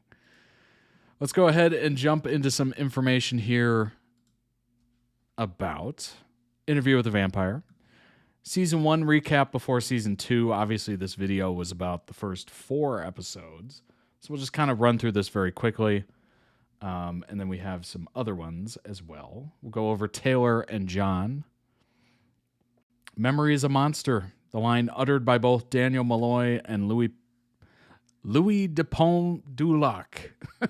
That's my best attempt. Throughout Interview with the Vampire's first season means that memory is ever-changing, horrifying, something that haunts us every day and every night. Occasionally, it seems as if it would be best for us not to remember certain aspects of our past. Well, one thing's for sure. When you lay your head on the pillow at night, your brain will play back all the most embarrassing moments and cringe-inducing moments you've ever had in your life. It's so random, too. You'll just be like, all right, time for bed. Hey, remember that time you blah, blah, blah? And you're just like, oh. Can I get a little peace, please? For instance, it feels good to remember a great TV show's first run as we get ourselves ready for season 2. All right, let's get to it. Unlike in Neil Jordan's film and in the Anne Rice novel that inspired it, in which Louis is a plantation owner in the 1800s, in the TV series, he's a black man who makes his fortune by running a string of brothels in the neighborhood of Storyville, New Orleans, in the early 20th century. Despite having a complicated relationship with his brother, Paul, who claims he can hear God's voice in his head, Louis is close to his family and enjoys a somewhat respectable reputation around town. When he's not working, he enjoys visiting a rival brothel by the name of Fair Play, which is probably one of the greatest names of a brothel you could ever have. It is during one of these nights of pleasure and revelry that Louis meets a man by the name of Lestat de Lioncourt. Lestat is, of course, a charming man with a magnetic personality, true obsession with Louis. Quickly strike up an intense relationship, first as rivals, then as friends, then as lovers. Lovers is putting that mildly. That's burying the lead, I think. Louis agrees to let Lestat turn him into a vampire, of course. Following the transformation, Lestat instructs Louis on the vampire ways. This is what we do. Here's how we do it. Eager to make his lover a part of his world, Louis is not very good at being a vampire, however. First and foremost, he doesn't like feeding on people. I mean, that seems to be kind of a important point of it, I would think. He didn't read the terms and conditions, what happened. Secondly, he insists on preserving his human connections, particularly with his family, something that becomes harder and harder as the years go by, without him aging a day. From the get-go, Louis' relationship with Lestat is a fraught one, not just because Louis isn't necessarily thankful for his gift, quote-unquote, curse, some would say. Lestat is also an abusive lover, the worst kind of man who is manipulative and has an extramarital affair with a woman named Antoinette, but balks when Louis goes out with a former flame, as we saw.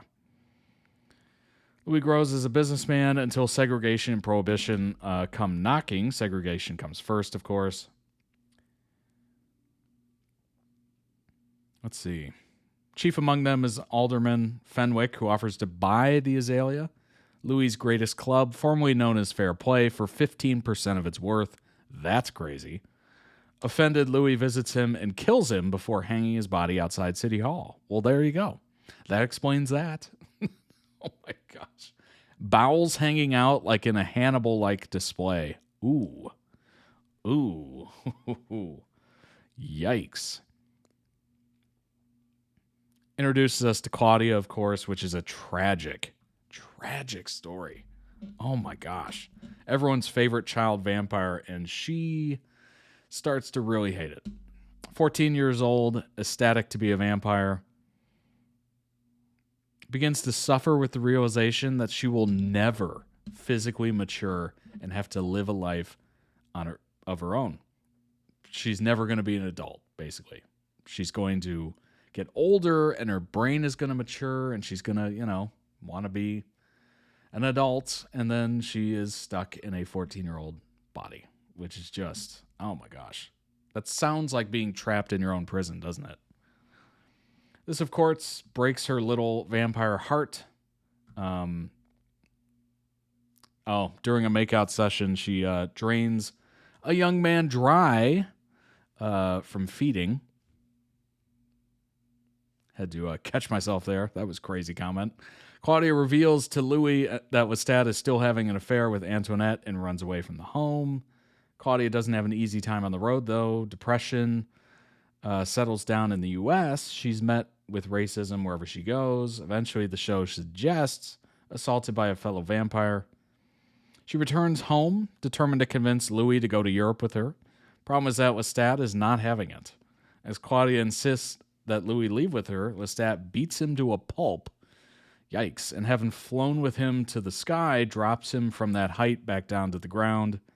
Takes Louis years to fully get back on his feet.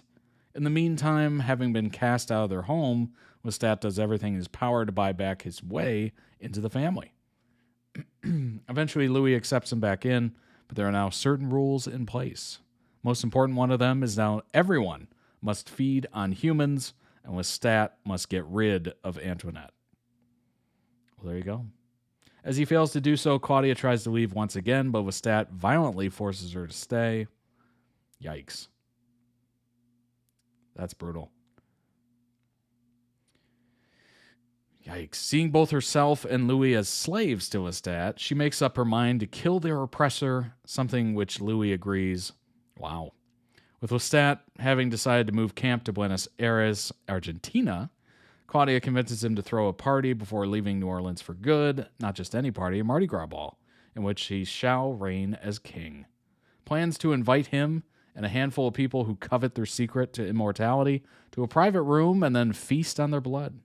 Claudia, however, poisons one of the guests so that Lestat will be forced to drink the blood of the dead, something that can kill any vampire.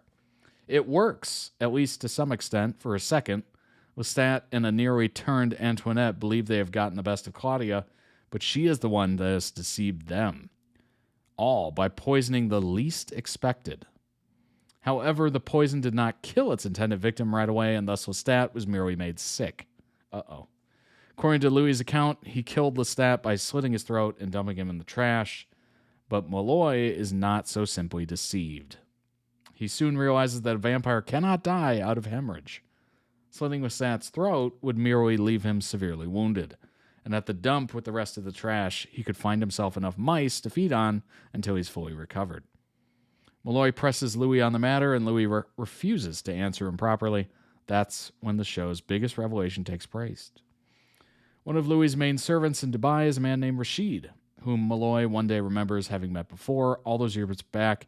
When he first ran into the titular interviewed vampire at a bar, it turns out Rashid is no mere servant, ancient vampire by the name of Armand, who is now Louis' longtime partner. Very interesting. Where on earth is Lestat? Of course, we got John Mulaney, who voiced those jokes in there. Stand-up comedian, actor, writer, producer, born and raised in Chicago. Best known for being a writer on NBC sketch comedy series Saturday Night Live from 2008 to 2013. Contributed a numerous amount of sketches, characters, including Stefan. Since then, he's hosted the program 6 times. Stand-up specials, of course. I'm sure you've seen of him or heard of him. Creator and star of the semi-autobiographical sitcom Mulaney, which aired for 1 season in 2014.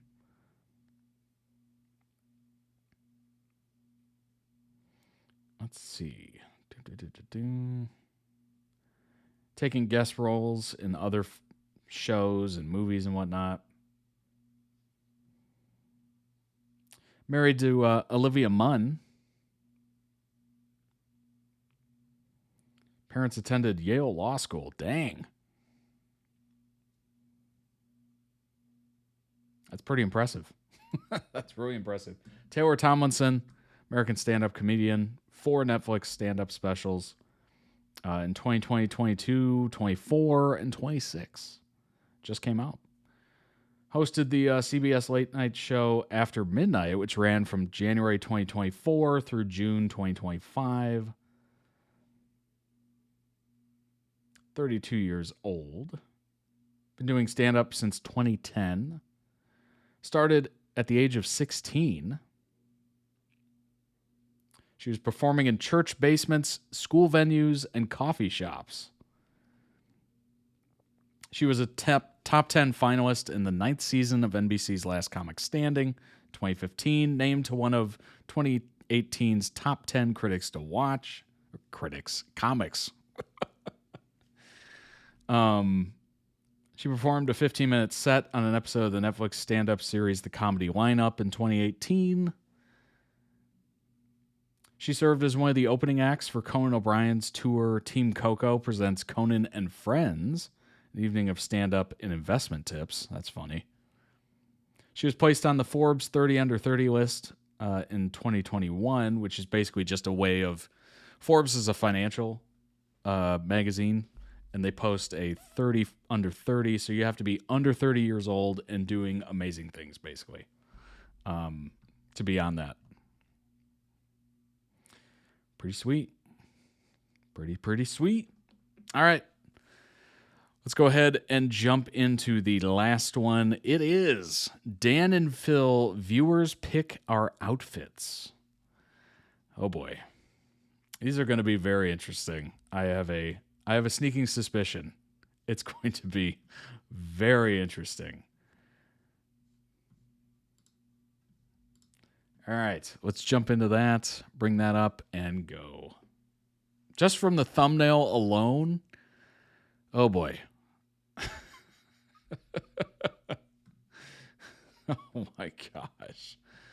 The viewers pick their outfit videos are always excellent and predictably unhinged, right? Another of my requests. Nice. Very nice. All right. Let's go ahead and jump in. Oh my gosh, this is about to be crazy.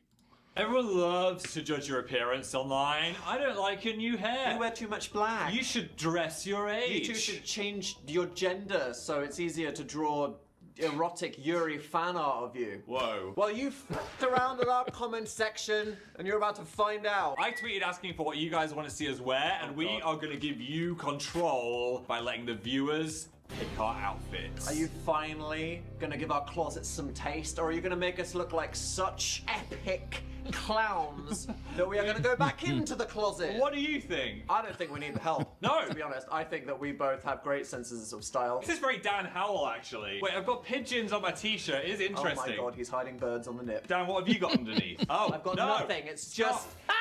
Wait, I just want to show that I'm not just in black and white. This is what I've been wearing outside, okay? He doesn't get credit for that. I bought him this fleece. It still counts. Wow. The first time I did this video, I feel like I really needed the audience to help me get out of my comfort zone, but look at me now. I'm rocking You're doing that thing. stuff all the time. And I also did this. Furry and proud. Do the dab. Do the dab like the furry.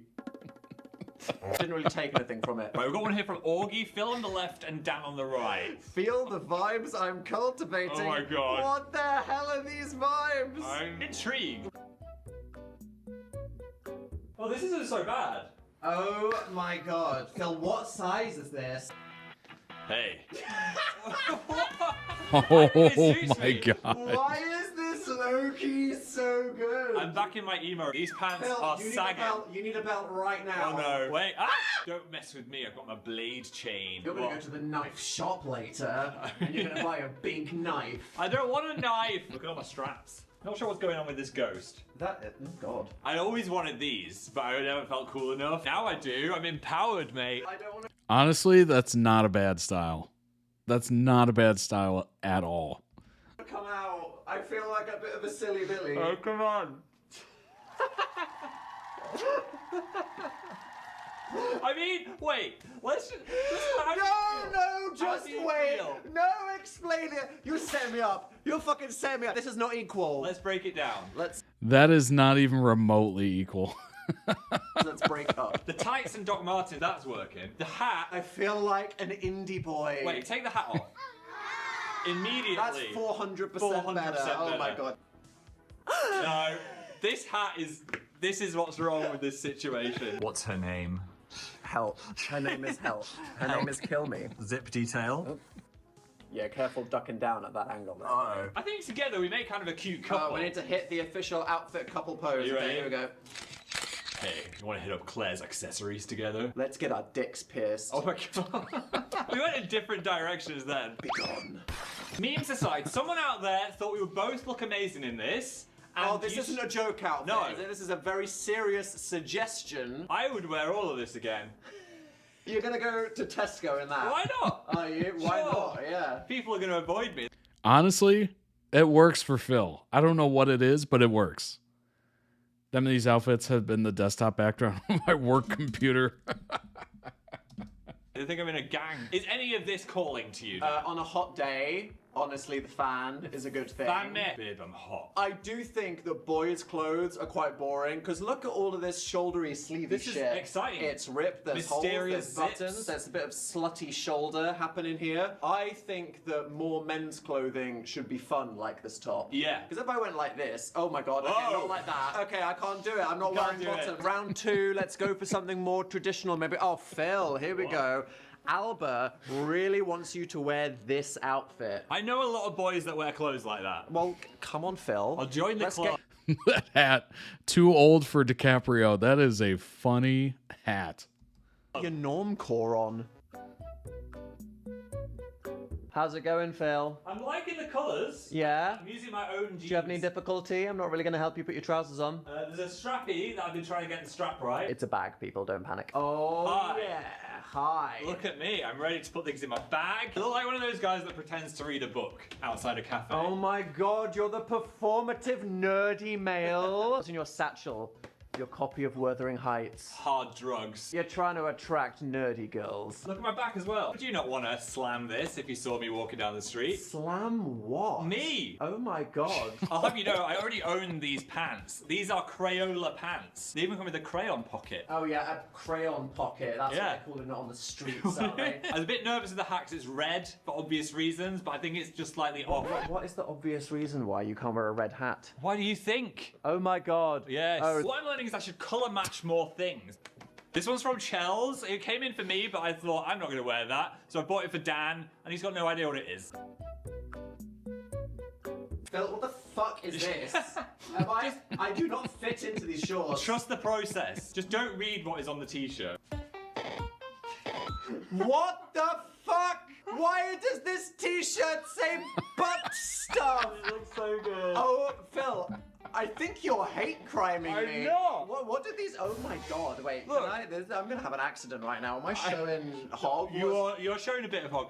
But Trash 09. next time we hit the club, you will Oh, skip yeah. straight to the front of the line in this. What? Because I'll scare people out of the way. Okay. How do you feel about the collar? I don't think Dan and Phil should be wearing trip hazard choke collars. Give us a spin. I don't want to. What is this aesthetic? Obnoxious party homosexual. Yeah, that's what we're going for. Are you feeling inspired? Inspired to what? I just thought it'd suit you more. Oh, really? Yeah. Yeah, an act of kindness. Thank you. Dan, say I'm a good boy. I'm not saying I'm a good boy. Oh no, I just said it, but I didn't mean it, so it doesn't count. This one came from Eden, who said, snag these for Dan real quick. We doing some revenge over here. No, they chose them for you. You need to wear it. No, Phil, you gave me some that were for you, so now I'm giving you some that were for me. What were you thinking, Dan? Come on, Phil. What? Oh yeah. This is the worst thing I've ever put on my body. Riz 6'7". Riz level 6'7". Let me see the level. That is the worst object I've ever seen in my life. Daniel, I feel like we have to burn this. I can never go out in public wearing this. I quite like the shorts. Oh, for fuck's sake. That's no Might keep the enabling the shorts, no. Show me that your Riz level is 6'7", Phil. Go on, Riz me up. I'm sat right here. Well, this isn't boding well for Valentine's Day. is it? Wait! Hey, you a car? Because You've been driving my brain all night. Alright, we need to do a nice one now. Stepford wants us to do woodling creatures. What does that mean? Get your clothes off. Did someone summon some woodling creatures? What up? Okay. I love the trees. We're green abba. Yes. You in green is rare. I feel the wrong. hat. The woolly hat. I feel so cute. Floral trousers. I'm Dan Howell. I don't wear floral trousers unless they're dead sticks. I don't like what I'm wearing. You look like It's too much. You look like you tripped and fell. I feel like in a bush. one of these would be okay, but both I'm feeling a bit stressed. It's a busy jacket. It's busy trousers. What about this? It's hard to look See, at. this. Yeah. I don't think I'm a beanie person. I think It you just- are. I think he's right. Both of them is a little much. One of them would be fine. Beanie No, person. I just don't Dan, think it looks good. No. Believe in the bean. Did I give you permission to squeeze my bean? Yes. You look like someone that loves. I actually really like the shirt that Phil is wearing, that ombre or whatever. It's kind of cool. Like that gradient.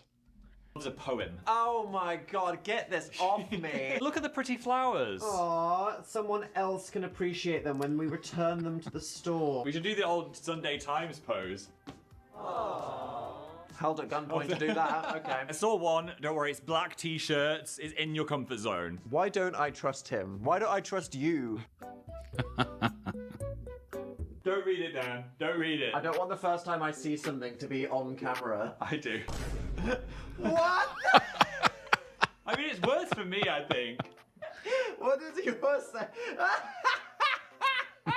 I love her personality. I love his dedication to what? Eating that thing. Yeah. Should we wear these? Wow. How much money to wear this in public, Dan?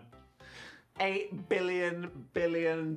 I'm sorry, I'm just having a bit of a moment. They sell these for people that aren't Dan and Phil. Who the fuck is buying this? It's very much straight people being like, I have sex, look at this. Yeah, you love his dedication, don't you? Okay. This is what you wear to Disney World. This is a very Disney World coded outfit. Hey, put him down and make him face the wall. Let's be buried in this together. Together? Yeah. Why does that sound like a threat? Now. I will be honest, so far I haven't been inspired to change my style much. Okay, well, we've got one from Morella next, who wants us to try being colourful. But before we take these pieces of high fashion off, can't we please? I love a prop. Thank you to NordVPN for sponsoring the video. While I explain all about it, Dan is going to make a perfect visual representation of everything I say. Okay, I'm not prepared for this. Do you want to protect your internet browsing? Are you at a cafe and you think, hey, someone might be snooping on me? Well, you need NordVPN, who will protect you because it's a virtual private network. This is the man snooping. Oh, okay, I see.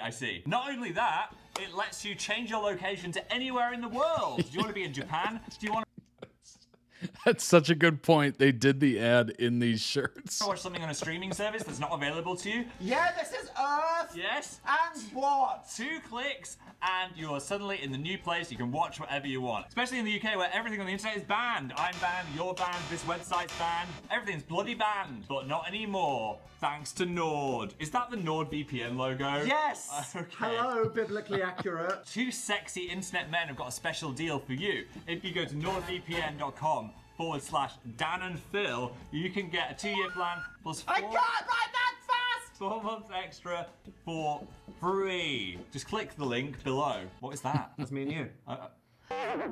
You're wearing that Pharrell hat. Oh yeah, sure. Has this not perfectly explained for what a VPN is? They're gonna put this on their website. It's beautiful. Thank you. Talent. Either you have it or you don't.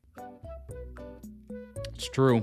I cannot draw very well. I can't get There's some violent colours happening. All right, Phil.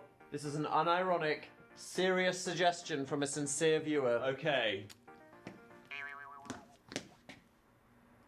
I don't think this is working for us in particular.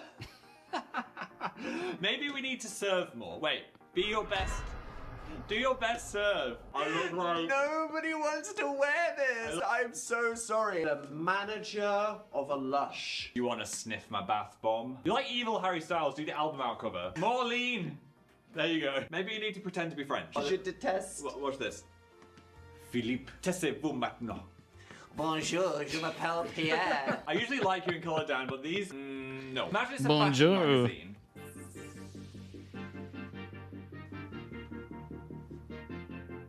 No. No. It's not working. No, I'm taking it off. When in doubt, when all inspiration has run dry and you feel like you're giving up, you must return to Monk. We're going back to the beginning, Phil.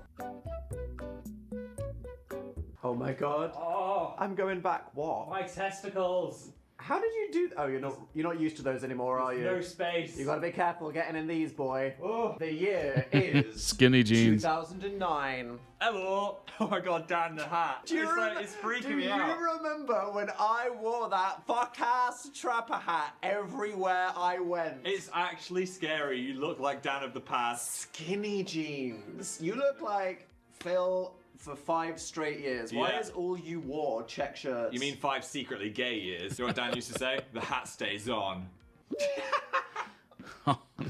You need to immediately clarify. That is a joke. That's a joke. He didn't mean that. I didn't mean it. Lily, last disco Phil. Thank you. Thank you. I would do a fan fiction recreation of Manchester Piccadilly Station. Where the fuck is he? Wig! There we go. Yeah, that's how we first Give met. it a pull. Not after what you just said. Oh, well, no. The wig stays on. Do you feel like, on some level, this is who we really are? I think so. Do you so. feel like everything, including what we actually came here wearing, is just a deviation from the truth, which is that we're just two emos? This is it. This is the real thing. This is the pureness. How do you feel about skinny jeans? Because you almost had an accident getting into those. I can't have children anymore. They're so tight. I'm okay with that. They're not comfy. No, are they? they're horrible. I feel like I'm Putting being... them on is traumatic, and guys, taking them off when you want to take them off fast, you can't. I feel like I'm being touched on every angle. Who remembers the skinny jeans hop? I want to go back. I want to go back. I think the veterans will have enjoyed that one, but the next one, highly requested. It's from Extra Gay Thought. Ready to tease sleeve? Yeah. 3, 2. Oh, that was a bit too fast. We're Bert and Ernie. Hey, Bert, do you want to play a game? Okay, I guess we can play Mario Kart. Gee, Bert, this looks really great. I like seeing your ripped knees.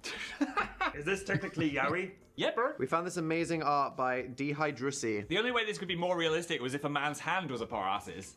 Oh my fucking... You know what I mean? You ruined it! No, Dan, not the end. I've got a surprise. Okay, firstly, what was that? I don't know what that was. I'm excited. I've got another joint outfit.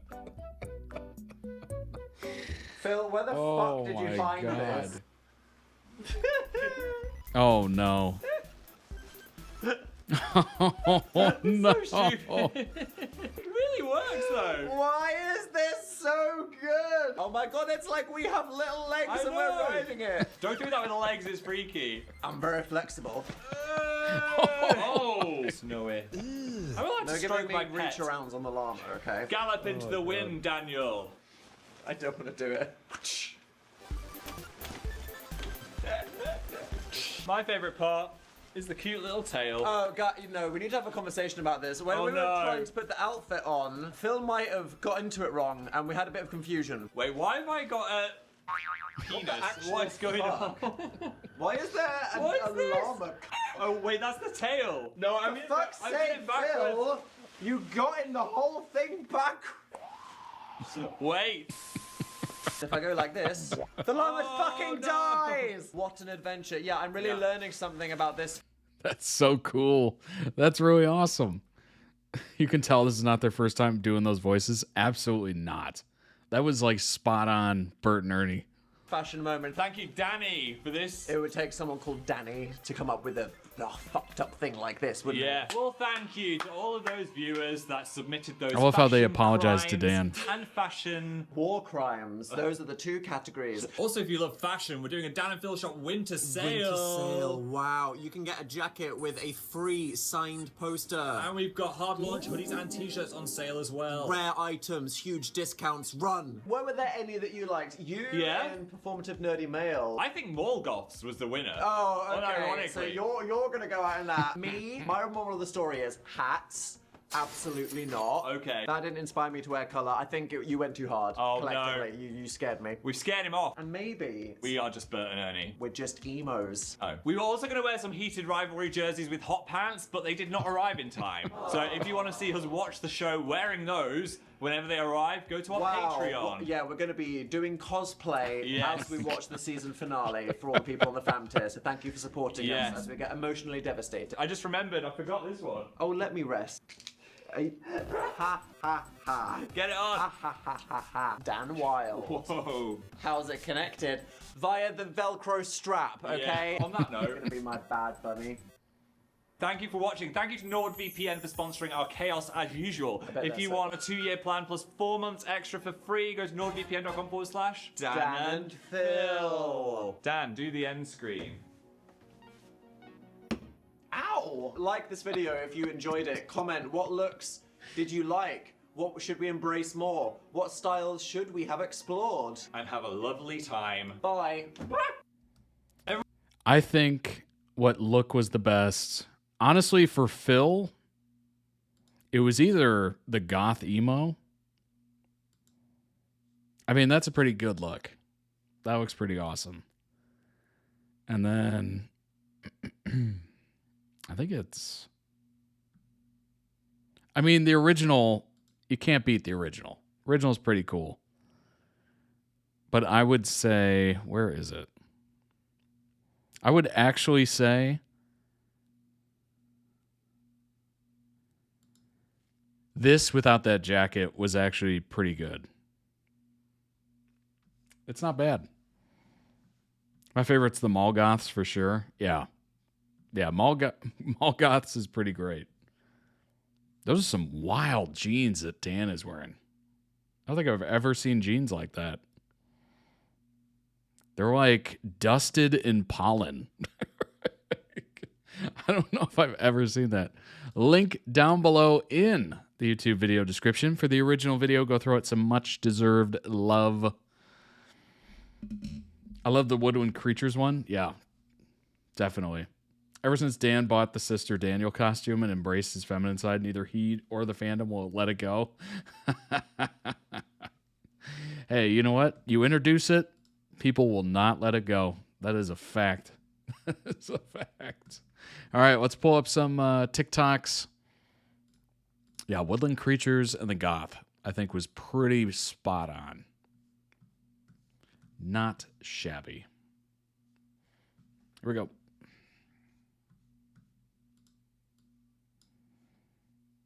Yeah. On the day after my birthday. Ah. This was the craziest shit I'd ever seen in my life. I psychically made it for you. I remember spending an entire day trying to find every single video. Really? Yeah. I was like, I need to go back and I need to click on every option. I need to see all the content. Go I need deep. to see every Easter egg. I need to see the entire timeline. I remember actually being so early to it that I was the first comment on several of the videos. Oh my and I God. was like, I found this. I mean, annotation 57. I can't figure out what green Oh my is. gosh. Yeah. 'Cause I think it's yellow.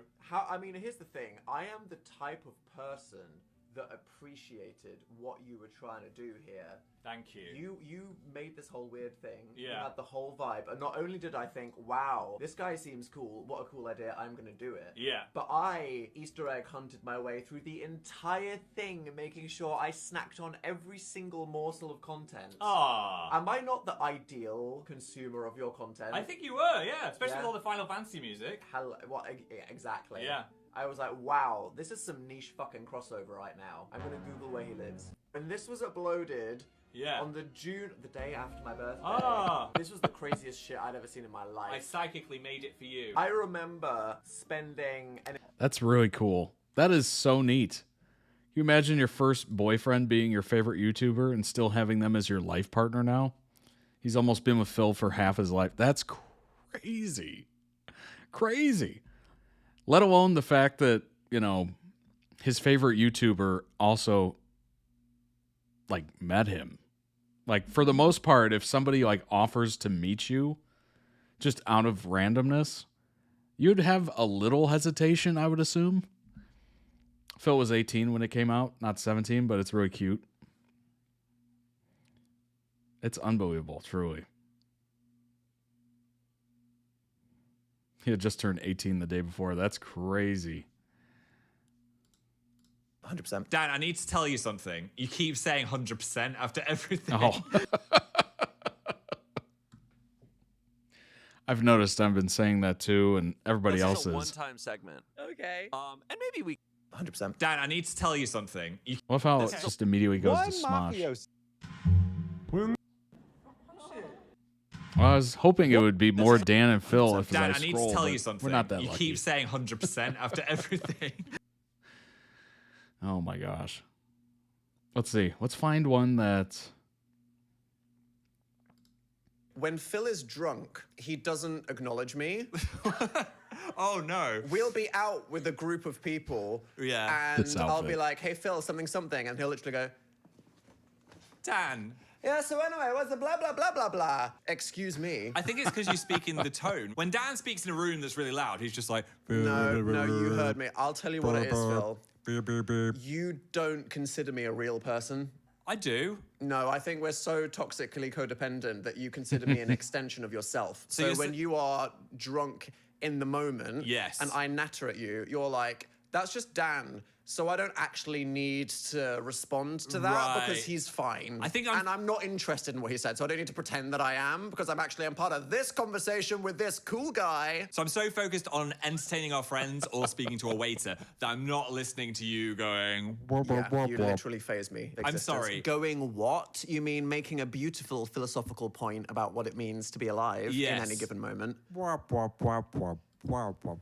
That's what I hear, but I'm going to try and hear your beautiful tones. Sure. When Ooh. Ooh. Ooh. Ooh. Come on, Phil. Come on, Phil. Be a listener. Be an active listener. That's funny. When Phil is drunk, the random topic generator has assigned lumberjacks. Lumberjacks? Would you be a lumberjack? I think I'd be shit at that. I have enough self-awareness and honesty to go, that is not the job for Dan Howell. Hey, you can... Oh my God. And yet that was the straightest thing I've ever done. That was so Get straight. me a fucking chainsaw. Whoa. Rim, you, nature. Zzz. Rim rim? Is that the noise the lumberjack makes? That's the noise a chainsaw makes, right? I gayed it. I just gayed it straight away. You gayed it up. Fuck. You should wear more plaid. I think you would suit a plaid shirt, get an axe in your hand, grow I think a Phil's beard. got some That is shirts he could iconic borrow. 2010 Phil Lester culture, though. It The is. plaid shirts. Why was your entire identity based around various shades of top man plaid shirt? Because I wanted to attract an emo boy, and look who I got. Oh my God, I just read myself. You That's did. F***ing devastating, isn't it? You wanted Do that. you know what says Oh my gosh. Can't believe Phil from Amazing Phil is 20 years old today. This is in dedication to Amazing Phil 20 anniversary. Oh my gosh. That's incredible. Oh yeah. The cheese. Love that. Love that. There's so many memes in here I just have nothing to do about. I'm assuming that's the pizza mukbang. Let's see. This is obviously from baking. Oh, the cheese plate. That's got to be the cheese plate over here. Let's see, what else? What else can we see here?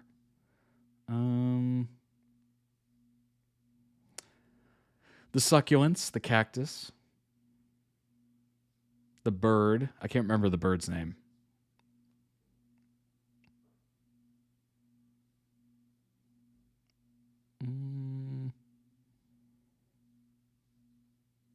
I probably haven't seen a lot of these.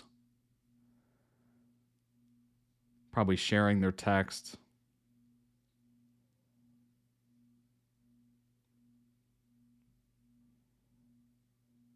Oh, drawing on their faces with the Sharpies, blindfolded.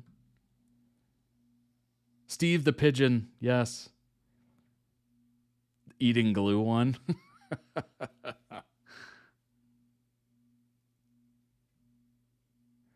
Those are the, I just saw it in a thumbnail, the gay alien babies. Right there.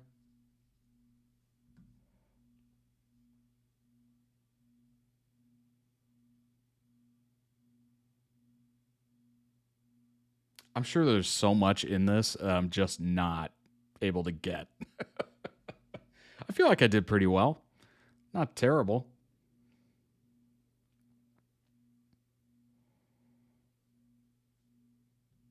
Pretty amazing, huh? Beautiful artistry. Beautiful artistry.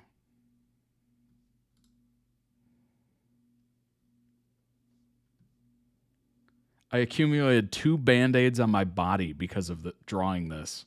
I did most of this in 2 days. Wow.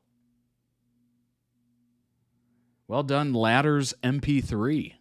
Amazing work. Good grief. 20 years on YouTube is wild. It is. That's crazy. Considering the fact that I've only been doing this for like 5 years, 20 is insane.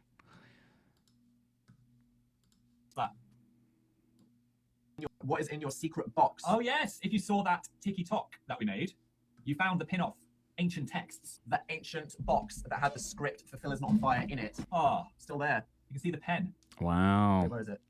Why do you always make cat whiskers on your face? A ticket to the Dan and Phil 2018 World Tour Interactive Introverts. Ah, Brighton Dome. Remember that? That was the first show. Oh. A alleged signed copy of Jesus. Oh, yeah, that didn't age as well. I have Pride in London Oh! Parade Pass from Remember that? 2019. We're here, we're queer. Yes. We're filled with... These poppers, what the fuck is What this? is that? What is that? Cheesecake. That was from that Heston restaurant where he gave, like... We went to a restaurant where the dessert was so pretentious they gave us cheesecake in the form of a pill. Oh my god. VidCon. Dan is not on fire. Oh no, Phil. it's mine. It Oh is shit. Phil Lester's BBC pass. You never look like that. I don't photograph. That is fucking diabolical. That's just an old passport. I look a bit like a haunted Victorian child. Oh great. What's that? What is it? The Lion Guard. Oh my god, the Lost Gorillas script. I didn't know you had this. We're burning this. Wait, We're let me burning see. that. Look at this. Yeah, that's just turn up. You're doing a lie. Oh wait. It's an entire episode where we're the main character. It's the drawings of our floor plan. You drew that. I can't draw that well. Oh, I thought you can draw and write better than me. And I something know. that you like. I've got better handwriting. You're better at drawing. I don't think Phil does have better handwriting. Chat. Toxic. Chat. The master file of the Big Hero 6 UK theatrical release. Oh, that's cool. That has our lines on it. Whatever we said. It's breaking up. Yeah, something like The that. portal is broken. Okay, this is the last one. I can't believe you still got that. That's so funny. First year of service. And the last. First and only. I was not always happy to help. Phil's got his Phil stuff box. Look, it's us and Zoella at her beauty launch. Mm. And then they had a press photographer there. So every picture of me from this era is when that guy put those pictures out. Hunger Games Mockingjay world premiere ticket. That's exciting. Brit Awards after party. The movie was fine. Things went down then. I don't remember that.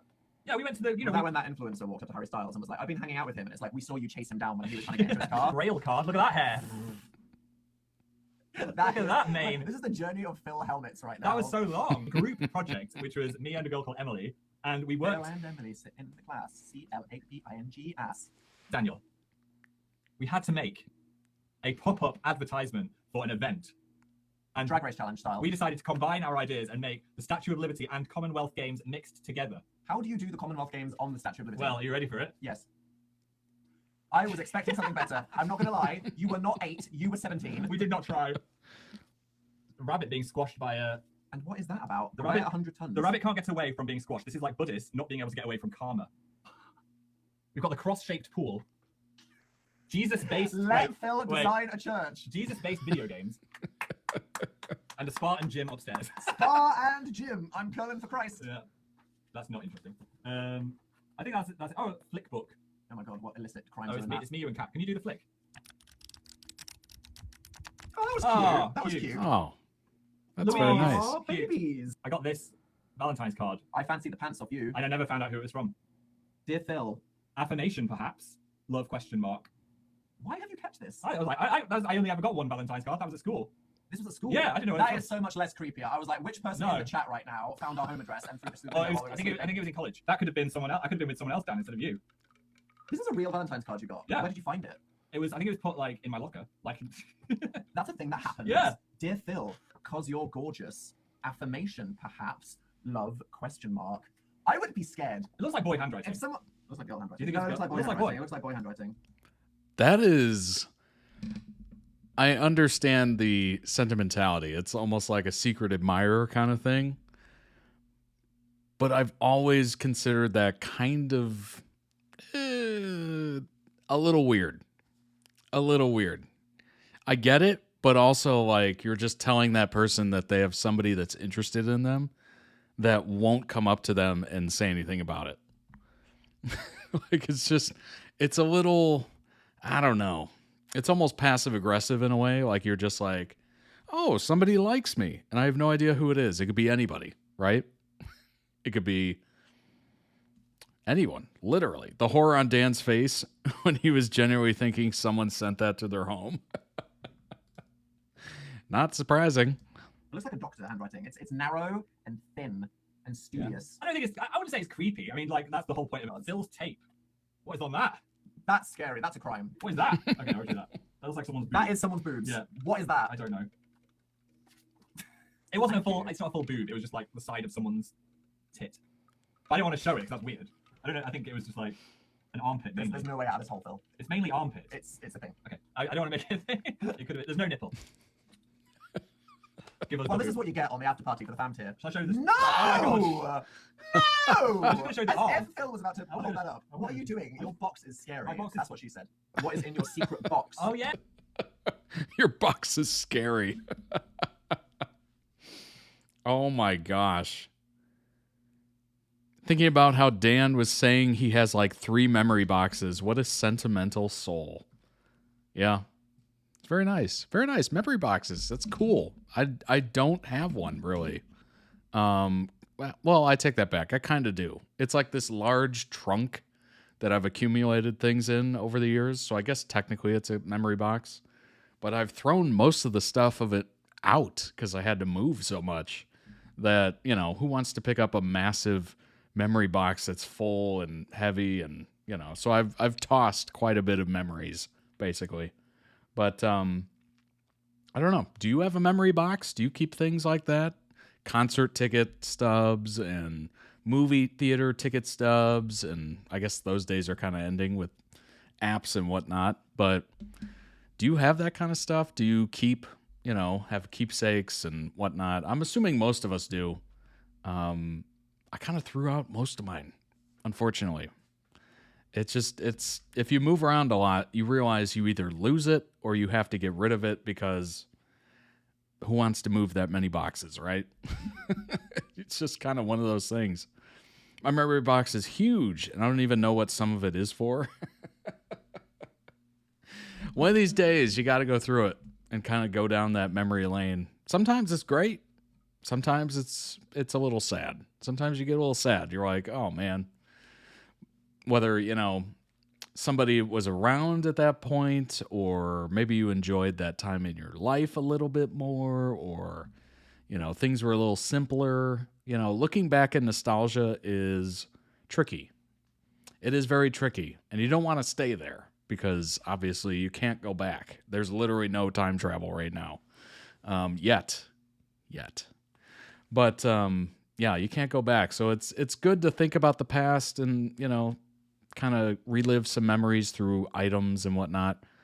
But you can't stay there. It's got to be a quick little jaunt like this. This was about as long as you would want. Just a little, oh, remember that? Oh, remember that? Oh, that was so fun. It's just crazy how much of Dan and Phil's story includes each other. That is crazy. That is genuinely nuts that they met each other. Okay, the odds of them meeting each other, extremely slim, right? The internet brought that on. The fact that they wanted to post videos was also a decision that led to it.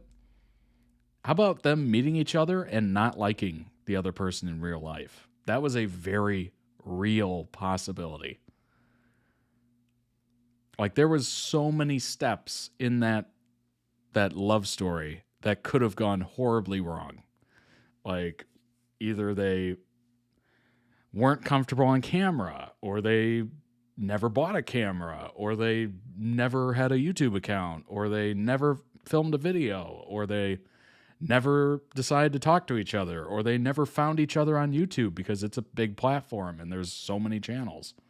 It's so interesting how all these things kind of lined up. As much as Dan would hate anyone saying this, I truly think the stars aligned for them. They're truly two halves of a whole. It's kind of crazy, right? I think the fact that they work together so well, like their work ethic, creativity being similar, is a big reason why they worked out. Yeah, 100%. I think so, yeah. Phil only filmed his first video because he got a webcam in a cereal promotion, so we owe a lot to that cereal. Right? There's so many things that could have happened that where this wouldn't be a thing, right? It's crazy. It's crazy how life works like that. All of a sudden, you know, maybe Dan's putting up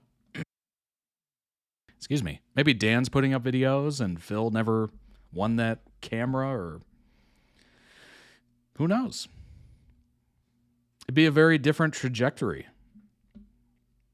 But I guess that's true with everything in life. I'm trying to make this, I'm going down this path and I'm like, wait a minute, that's just life. Literally any of our lives could be different based on a million decisions. So it's kind of fascinating that there's kind of, they found each other somehow, right? Yeah, absolutely. So happens theirs led to massive amounts of fame. Dan was helping Phil edit videos a month after they met. Phil was the one that convinced Dan to post his first video. Wow.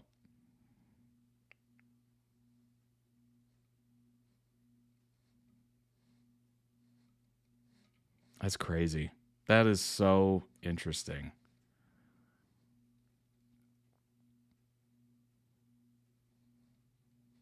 That is so strange. Special relationship to witness, truly what the other person needed? Yeah, I would say so. I would say that they met each other in a very interesting time in their lives. Obviously, Phil was a little bit more, I don't know, I guess you would say further along. But for Dan, finding Phil was a masterstroke of luck and just really made him just blossom, I guess you could say. Like, really. Seems like it. He really needed a Phil, yeah. I think so.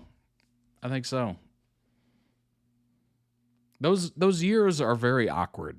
And it's awkward for pretty much everybody.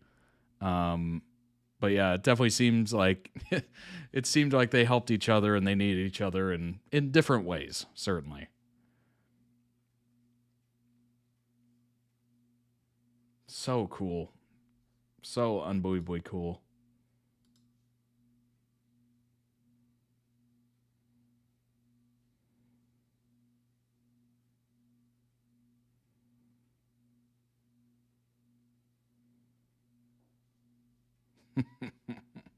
Oh my gosh. Oh, that's so awesome. I love it. I absolutely love it. They found each other. It was amazing. Still amazing. Can't beat it. Cannot beat it. All right, everybody. I hope you enjoyed that as much as I did. That was the Discord stream for April. We made it. It is April already? What is happening? Oh my gosh. So later today, soon, I already have the thumbnail made, so it'll be very soon. The March Discord stream will be going up on YouTube, and then the April stream, this stream, will be going up on YouTube in a month. But after this stream, I'll be uploading it to toddreacts.com for all members to view, and I'll put some timestamps there as well to kind of make it easier. I don't know if the timestamps, like through YouTube, you can usually like click on the time or whatever, and it'll like make you go to that section. I don't think it's like that on the website, unfortunately. But I will put them there so you can kind of scrub to find them. But I hope you enjoyed it this lovely Saturday. It is still raining outside. I'm not looking forward to go getting groceries right now. Looks terrible. It seems awful out there, but, gotta eat, right? Gotta see the outside sometimes. The year's flying by. It is. I swear it was November like 2 minutes ago.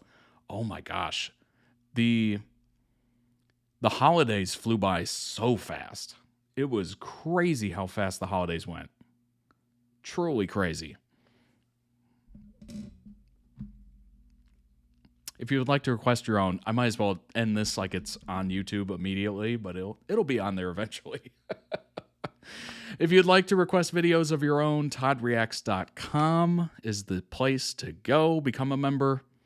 And if you become a series member, maybe your videos like the ones today will be on the Discord stream. So check that out. Subscribe to the YouTube channel. Follow the Twitch channel if you want to join live on the Twitch streams. And join the Discord so you could be live while this is happening. Like these fine folks in the chat, which you can't... I don't have it on the screen, but they're there. I promise. Check out the merch as well. I appreciate it. I'm glad you had fun, Alina. Thanks so much for everybody joining. I appreciate it greatly. We're just the voices in your head. I mean, maybe. Maybe. If you're not here live, you have no idea. So that's all the more reason to join live. These could be voices in my head. You can check the chat yourself. But anyway, I will see you all on Monday. So literally, I'll see you in a couple days. All right, everybody. Have a great rest of your weekend. I hope it's amazing. Do something fun. Hopefully it's not raining horrendously like it is here for you. And have a good time. Take care. I'll see you in the Discord. Bye, everybody.